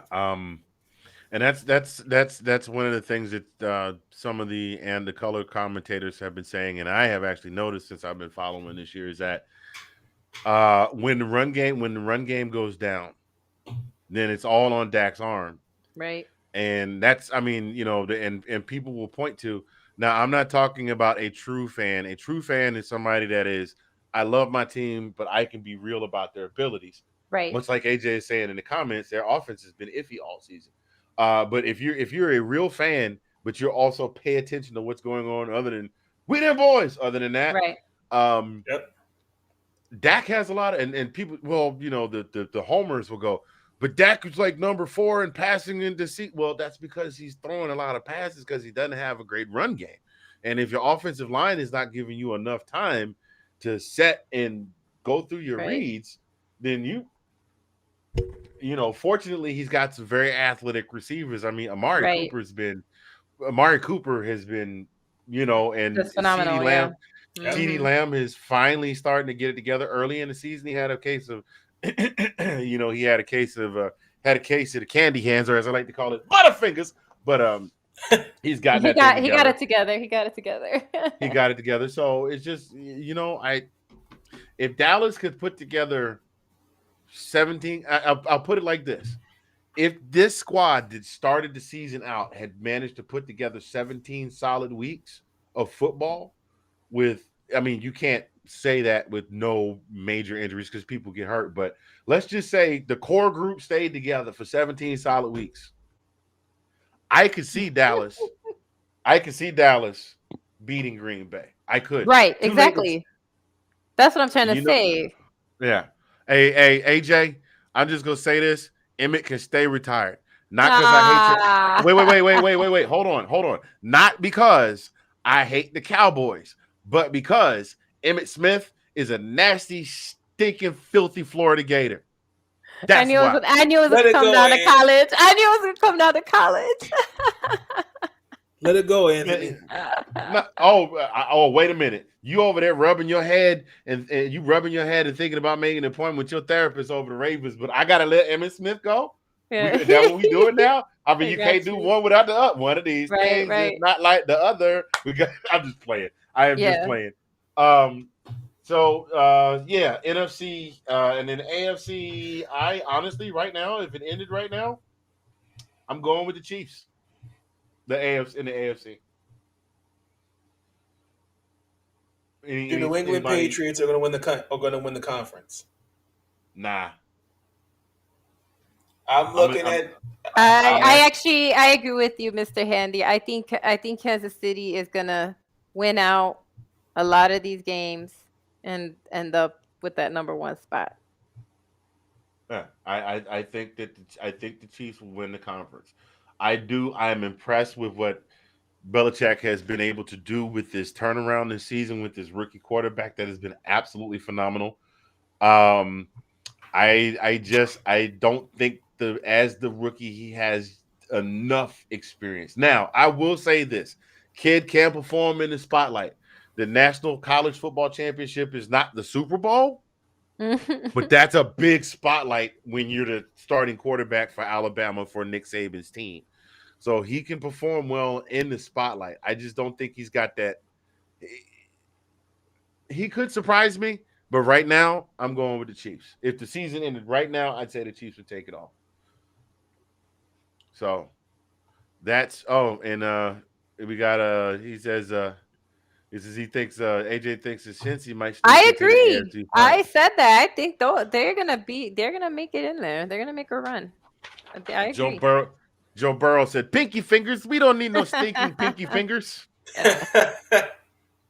All right, we're gonna keep this thing moving along to one of the longest running segments on the roundtable, ladies and gentlemen, boys and girls. At this time, we are going to hand it over to the lovely and talented Delilah Crespo for diversity Yeah. with Delilah.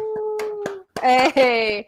So keeping up with exactly as Anthony was saying, when we think about the Raiders, this man played when they were the Los Angeles Raiders and the Oakland Raiders. So like all the seasons he played for the Raiders, he went through that transition when they were the Los Angeles Raiders and the Oakland Raiders. And this man is left tackle Art Shell. This man is a born and raised Charleston, South Carolina boy.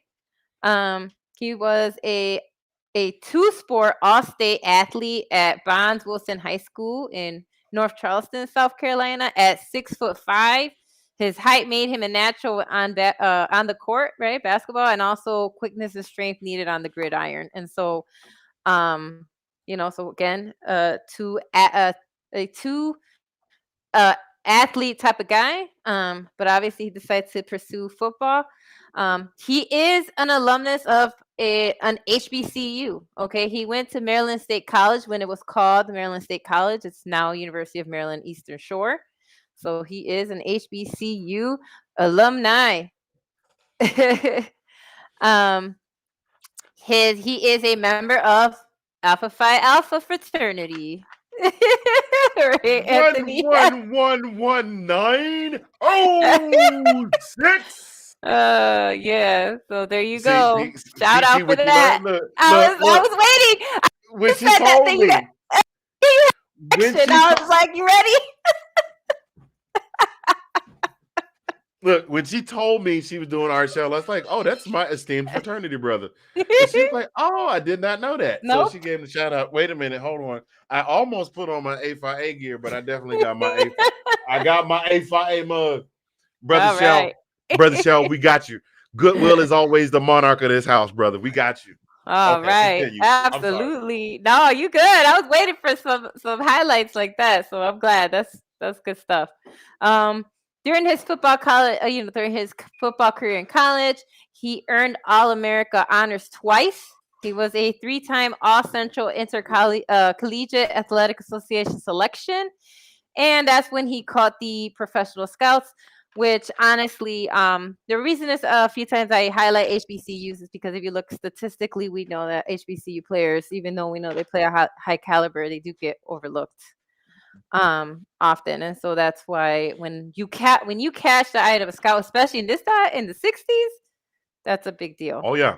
So Oh you're yeah. doing your job on the field. So again, he was drafted by the Raiders, and again, this is he played 16 seasons. So again, he played with them when they were the Oakland Raiders and the LA Raiders. He went in the third round at pick number 80 in the 1968 draft.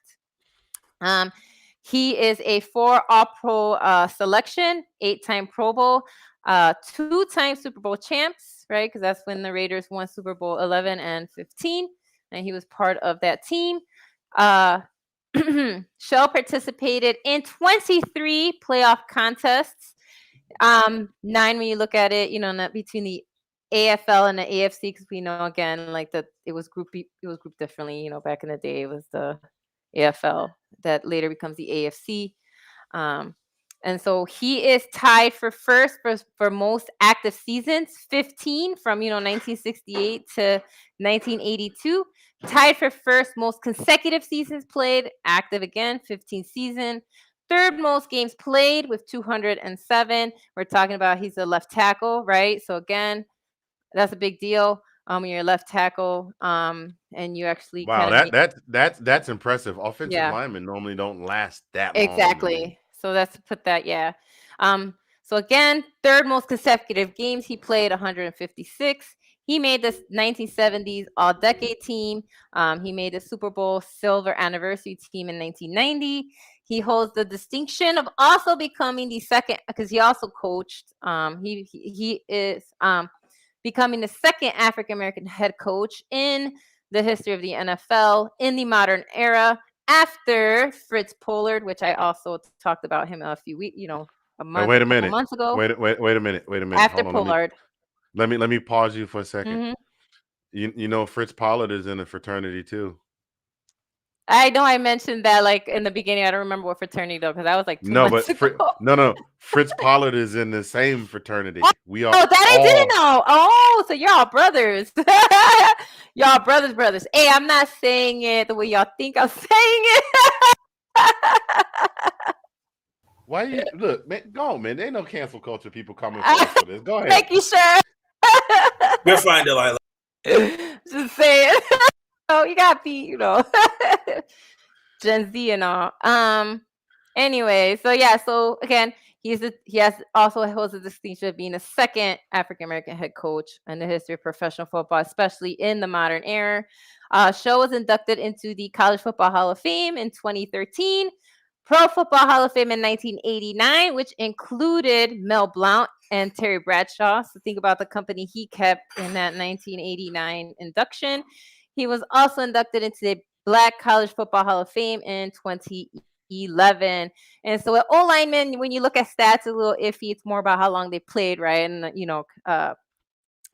because it's always a little different when you're looking at offensive tackles. So again, an offensive tackle making it to the Pro Football Hall of Fame, we know it's not easy, and usually they're looking at stats, how many Pro Bowls you went to, and things like that. So kudos to you, Mr. Arshell, a fraternity brother of our co-host here today. Indeed. He and Fritz Pollard. Actually, fun That's good fact. to know. I like that connection. Fun fact. You mentioned that Art Shell came from an HBCU. Um, Yes. Also, another one of his teammates during that era, George Atkinson, who was a safety who played right alongside, well, not right alongside him literally, because George Atkinson was a strong safety, who Right. also played on the Raiders from 68 to 77. Also from an HBCU, he Oh. went to Morris Brown University. Is Oh, okay. is from my hometown and went to high school with my. Wait a minute, did he go to high school with my father? I believe he went to high school with my father. Oh, okay. I'm trying to look and see. It doesn't say where he went to high school, but he's from my hometown. Oh, okay then. There we go. Hey, let's take care of it, okay? HBCUs, I don't know if you're paying attention, but they're finally paying attention to their football games. Did you see how many people went to see the Tigers game? They said they got 50,000 people in that stadium to watch that Are you championship talking game. about are you talking about Yeah, the the Tigers, yeah. the SWAC Woo! conference?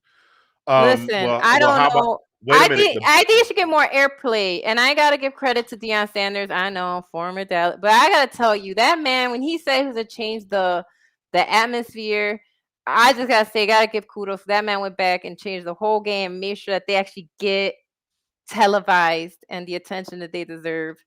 Hold on. You want to make him a Dallas player? Wait, who did he play for first? I know, but that's who everybody thinks about. I'm sorry. That dirty bird dance. Sorry. But yeah, Deion said that he was coming to change the whole face. Good. And he definitely has. Oh, the bowl game is sold out, by the way. Whew. The first time in ever. The bowl game that they're playing in is sold out for the first time ever. Yeah, because their last game had like 50,000 people in it. That was crazy. Yeah, they were about a couple thousand short of 60,000 at homecoming. That was crazy, man. I was like, kudos, guys. Seriously. I mean, he's come in, and in a couple of years, he has built he's built a program that could easily become a legacy. And I honestly think for all the people that are saying Deion's going to leave and go to Florida State, or Deion's going to leave and go to such and such, I don't think so. Because Deion talks a lot of noise, but Deion is not stupid. Deion is at a program right now where they said, we will let you come build our program. Basically, whatever. Yeah. He's got carte blanche at Jackson State. He doesn't make he's not making Lincoln Riley money. I think Lincoln Riley's making like $12 million a year. Him and Brian Kelly and Lincoln Riley combined are making $24 million a year. Both of them, without having won a single national championship, and this, Nate, is where I like to go where you going with the exorbitant salaries. Neither one of them has won a national championship. And they are both making more money than the absolute greatest coach in college football history right now by $3 million a year apiece. Wow. I mean, Nick Saban, and then we're going to go into the one last story in a minute. For sure. Nick Saban, chew on this. 4 Heisman winners in his time at Alabama. Every single player that has played at Alabama while he has been a coach has a championship ring.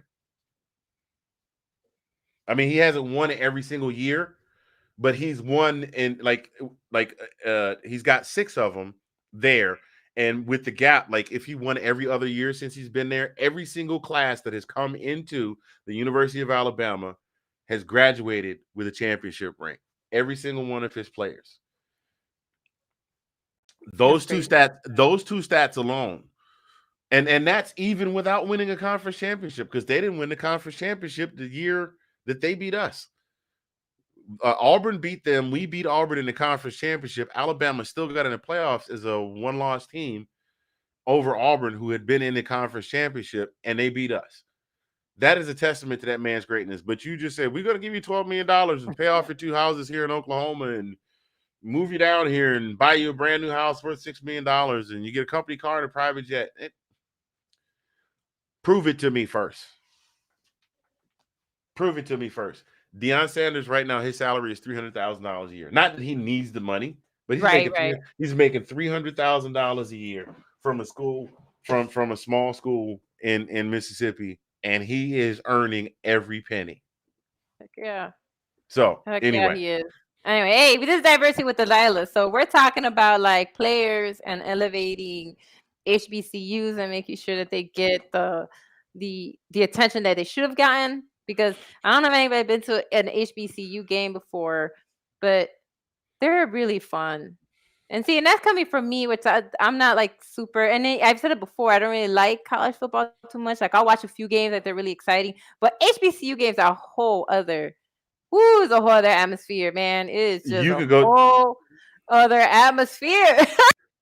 You can go to an HBCU game and have so much fun you forget there's a game. Yeah, that's all I'm saying. Savannah State homecoming. When you pull in the main gate, the tailgate area is off this way, off the north end of the stadium.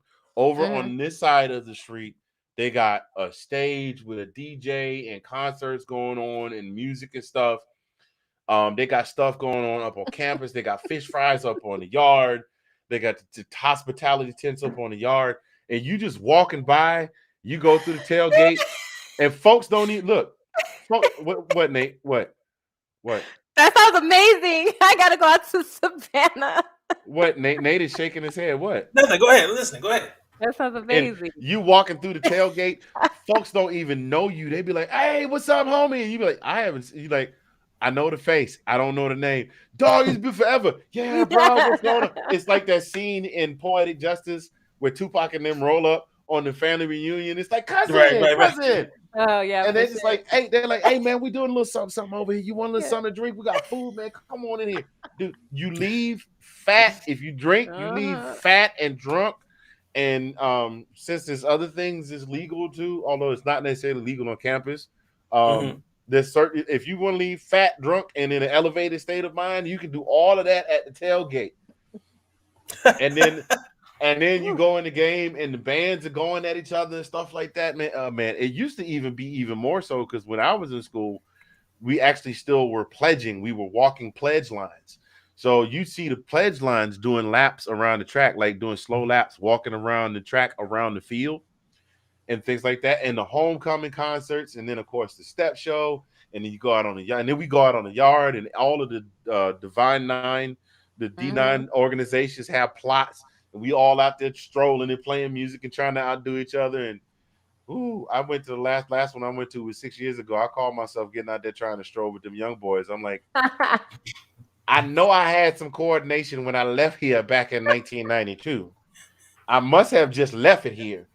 But, and they're like, hey, man, come on. And the young brothers got this thing where they kick their leg up. Now, I'm almost getting myself a cramp just not trying to do that. But anyway, the homecoming. So, I'm telling you, attend these games. Listen, I don't know if y'all saw on Facebook, but Deion Sanders invited this good old boy, white guy who's a fan of Ole Miss.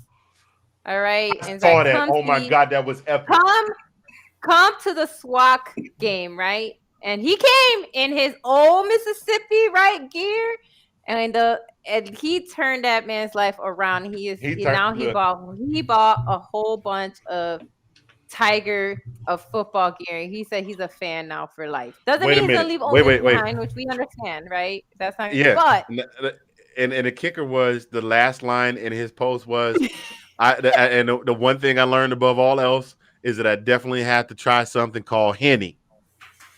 Yeah, that was great. Listen, that's all I'm saying. See, and this is why if you open up like HBCUs and we bring people together and fun, I'm telling you, you could just change so much. You could change so many lives. I tell you what. Matter of fact, I tell you what. I'm calling if we get past all of the travel restrictions and the virus and all of that stuff come next October, I'm calling road trip. Let's talk football road trip. We all going to Savannah State's homecoming. Hey, I'm down. Listen, I'm a Puerto Rican woman who grew up in the hood. I know what Henny is, and when you don't have a Henny, sometimes you gotta drink E&J. It is what it is. You got when you strap for cash. That E&J comes through. We used to call that Irk and Jerk back in the day. You go to the off-campus parties, and depending on which one you go to, there's Hunch Punch or Jungle Juice or something. They just go in the liquor store, got some whole bunch of everything, and just dumped it all in there. Hey, that sounds like a fun road. It sounds like a fun road trip. So, on top of that, in October, Savannah is gorgeous. So it's not like 100. It's not 100 degrees and humid. Nah, not in October. Like May through May through August, September. Ooh. You take a shower. You can go in the house, in your air conditioned house, take off all your sweaty clothes, take a shower, powder up, because you got to powder in the South. You got to powder up, put on some fresh, dry clothes, sit in your air conditioned house under your ceiling fan, and say, "Honey, I'm going to the mailbox to check the mail." And when you come back in, it's like somebody sprayed you with a garden hose. I am not kidding. Wow. Oh my goodness. I am not lying to you at all. All right then. Especially October over there. Sounds great. Especially over there where Savannah State is, because Savannah State sits right on the marsh off the Wilmington River. So you get they call it the College by the Sea, because the Wilmington River dumps out into the Atlantic Ocean. Oh, right. Okay. Beautiful campus. Right, hey, cool. I'm serious. I'm not playing. We're gonna have to figure me and my family, you, Nate, Sean and his fiance, figure out who else is in all the fantasy. Oh, look, I would love to get Bobby and them down there. Bring them on down there. Bobby may not know how to act down there. Look, it better not get him down there around them cues. He might mess around and start barking and hopping with the cues. Anyway, we've gotten on the beaten path. Let us move on to our next segment. One last word. Let's do it. the Delilah's like, yes, this is fun, but We've my gone eyes off. are getting No, heavy. it's got we just gone off the rails now. It's all it's okay though. Sometimes you got to do that. And now it's time for one last word. One last word. I'm going to go ahead and hand this over to Nate because we kind of I get the feeling we kind of excluded you in the HBCU talk. No, you Uh, didn't. That was no. I was enjoying the conversation. okay, but we're gonna let you kick this thing off, sir, with the one last word. So Nate, give us your last word of the day, sir. Uh, my last word. Thankful. Um, as the holidays are approaching. Um, I know that we still are in the midst of a pandemic. I know some other things have been going on. Mhm. The Kentucky, the just went through a tornado field. Tennessee had a tornado. Um, Recent with the schools and Mhm. students bringing guns to school and different things like that.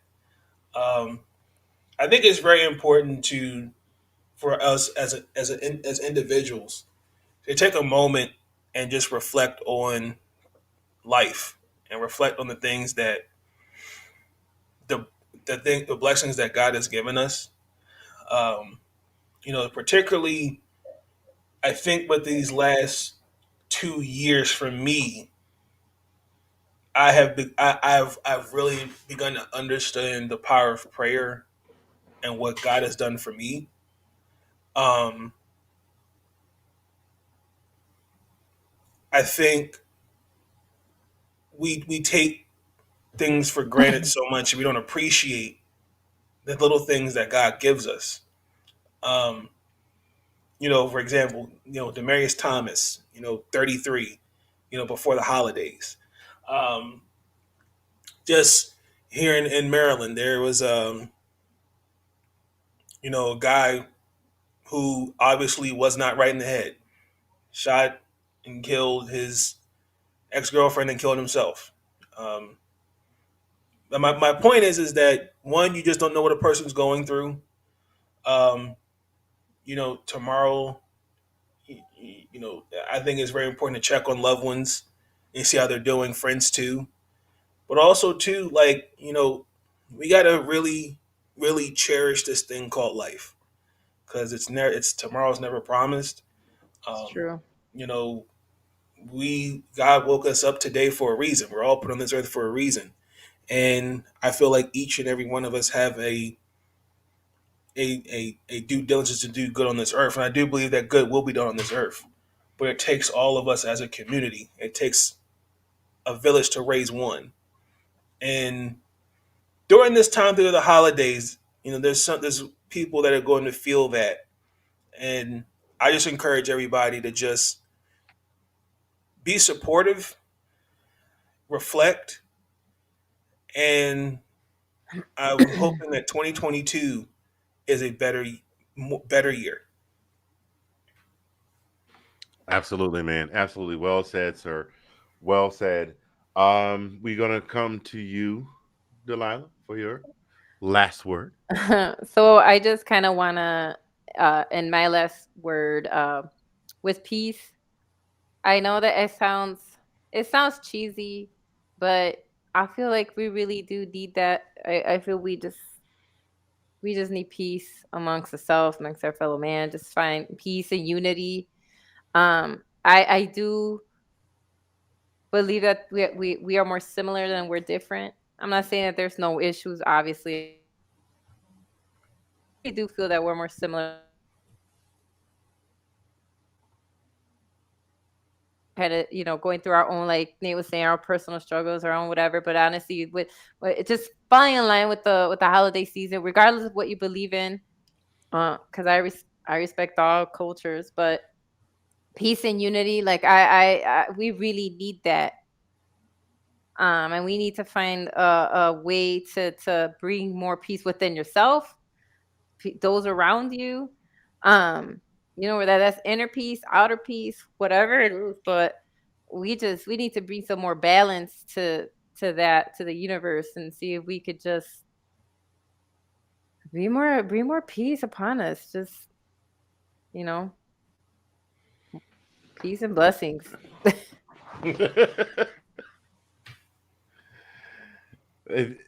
Delilah, ladies and gentlemen, thank you very much, Delilah.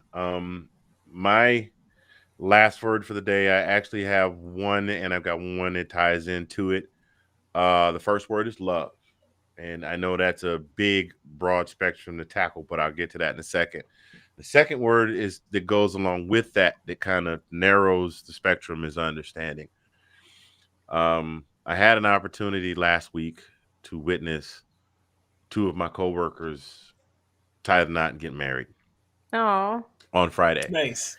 And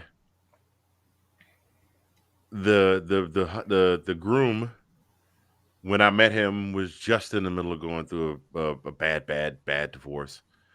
And it wasn't even, or it wasn't even 9 months ago. It was earlier this year where he's like, "Hey man, my divorce is finally final. Whew, I'm finally free." And I was like, "Yeah, man." And he was with his team, some of his teammates, and he's going, "Yeah, we're gonna go get him luck. We're gonna set him up so he can get lucky this weekend."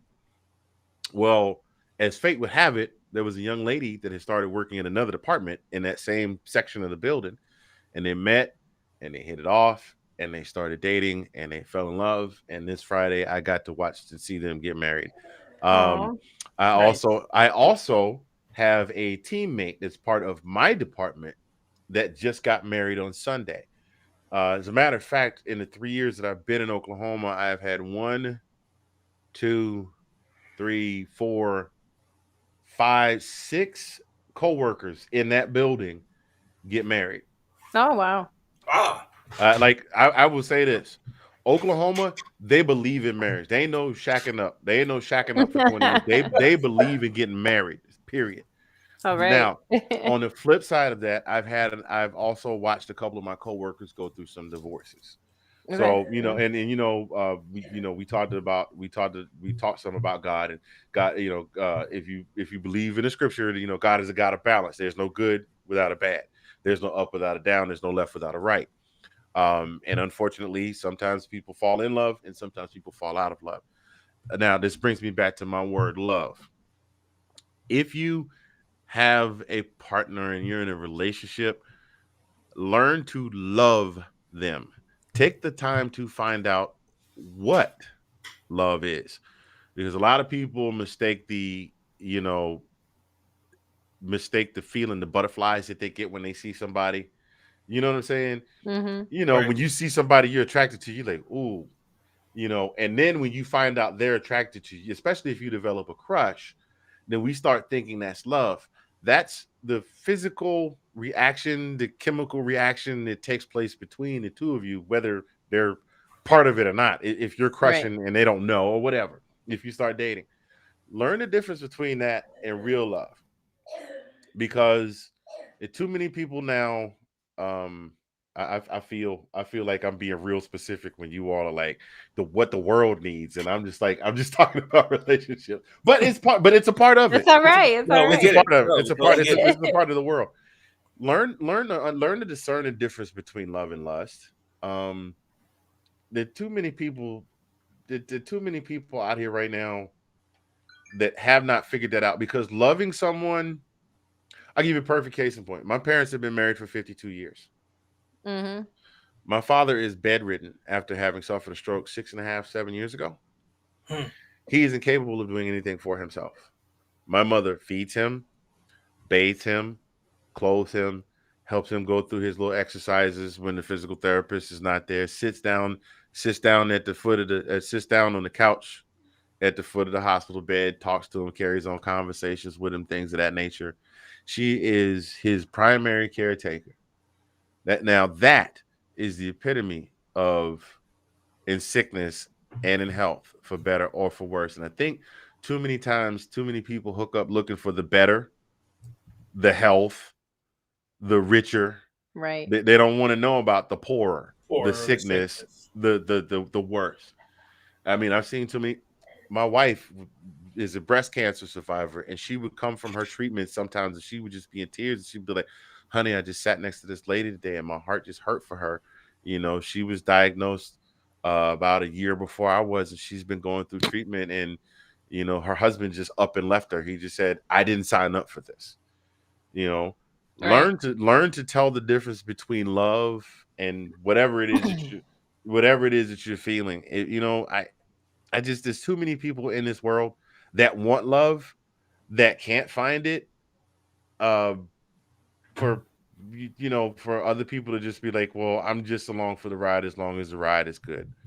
Yeah. And I think that more relationships, when did I become Dr. Phil? I think more relationships will make their way. Well, I think that it was when we start learning to tell the difference between that, then we'll be able to cultivate better relationships. I think Okay. instead of projecting what you want in a person onto someone you're attracted to, Right. find the person that's going to give you what you want, that is compatible for you, and that will work. I Right. promise y'all, the next time we do this, I'll come up with something more. No, No, relationships are no, meaningful. This is just as exactly. deep. Nah, but We went macro, you went micro. There's nothing wrong with that. I'm just saying, y'all. Both of y'all are on here like Sarah McLachlan No. and singing "What the World Needs Now Is Love, Sweet Love," and "We Are the World." And now I'm like, take care of your girlfriend But because she likes it. that is love. It's more like, come on, like that could lead to peace too if you actually Yeah. actually understand how relationships work. You know what, you raise a very good point. I think if So more people, it's all connected. if people figure out how to get peace, because the number one place you should be able to have peace is inside the four walls of your home. Hmm. And if you work on getting peace in your house, then if you can figure out a way to get peace in your house, Right. then you're able to. I can't tell you how many people I know that they come to work every day just mad. They're mad because the kids cutting up. They're mad because they don't like Right. the boyfriend. They're mad because they don't like the girlfriend. They're mad because they don't like the husband or the Hmm. wife, or the mother-in-law, living the mother-in-law suite, and the mother-in-law getting on in there. They're just mad because they don't have any peace at home. So then they leave the house and take out their frustration on people that they encounter. So Right. you raised a very good point. If we can Yeah. find some peace at home, and I not like Medea say peace o steel, because the Smith and Wesson is a piece o steel. We ain't talking about that type of peace. If you can just get some spiritual peace at home, then maybe we can start working on pushing that out into the world. Hey, Right about amen. that. Now, if nobody has anything for the good of the crowd, I think we have a. This has been fun, y'all. I appreciate it. I when appreciate. when Sean hit me up, it was like, "Yo, I'm gonna need you to host on Tuesday." I was like, okay, I'll figure it out." But I appreciate you both. You both have far more experience in sports podcasting than I do. I am literally on my fourth month of sports podcasting, and you guys have been doing this a little bit longer than I have. So Really? Wow. yeah, no, I didn't start. I've done podcasting. I've just never done sports. I didn't start doing Got Sports. it. sports. Yeah, Oh, okay. yeah, Yeah. Got it. yeah. I Got it. Got it. gotcha. Got it. I was like, wait a minute, have you been on radio? You're a DJ, KJ, all this other Oh stuff. yeah, I know. I know about all that stuff. I got you. I know all about the win with a sticker and stick with a winner. Zagniv One Radio Network. Yeah, I know about that. But I never did sports podcasting until this year. So I Got it. appreciate you guys being patient with me and trying to. Delilah did me like, didn't you say you teach kindergarten, first grade, something like that? Yeah. It's like, okay, come on, it's time for your potty break now. I'm like, okay, Miss Crespo. That's how she did me tonight. But I appreciate it, and the show flowed well, and I Hey. appreciate you both. And ladies and gentlemen, we thank those of you that are out there watching. I think we held a solid 3 viewers all night. Especially shout outs to Ash and my boy AJ who checked us out tonight, and our silent third viewer who didn't really throw anything in the comments. We appreciate all of you. Absolutely. Sean is expected to be back next week. Like I said, Big Nate is the king of the late night podcast. This is no joke. Normally the time when Nate comes on for his podcast, but his work I'll schedule be is going changed. live tonight. I'll go sometime tomorrow afternoon. Okay, well, Nate, his work schedule has changed, so he'll be doing some early podcasts. Delilah will be back with Next week. next So week with the sometimes I'll pop roundtable. in on other ones, but typically this one for sure. She'll be back next week. Nick should be back next week, and Colin and I will be on Monday. Hey. Oh, by the way, t-shirts. Get you some t-shirts. None of us wore, and Nate, you don't have one, but we gonna figure Hey, one out I for had your mine. party. It's in the wash. Okay, I do laundry. It's okay. I got a couple. I don't even have one for I my gotta own order show a few yet. more. Yeah. Oh, I might look. My whole wardrobe is just gonna say Zagnif on it. That's all. Thank you guys so much for Good watching. night, Before y'all. we go on another tangent, we appreciate y'all on behalf of Sean Spencer. Shout outs, bro. The shout out king. On behalf of Mr. Nicholas, I want the smoke. Rosario. On behalf of Diversity Delilah Hey. and the man, the myth, Mr. Nathan Guarantee Snell. We appreciate y'all for tuning in tonight. They will catch you. We will all catch you at another podcast at some point on from this point until the next time we do this. You have to watch three different For sure. podcasts to see us all. For sure. And that's it. See you later. Holla. Sayonara. Arrivederci. Anyanika Koseo. And good night.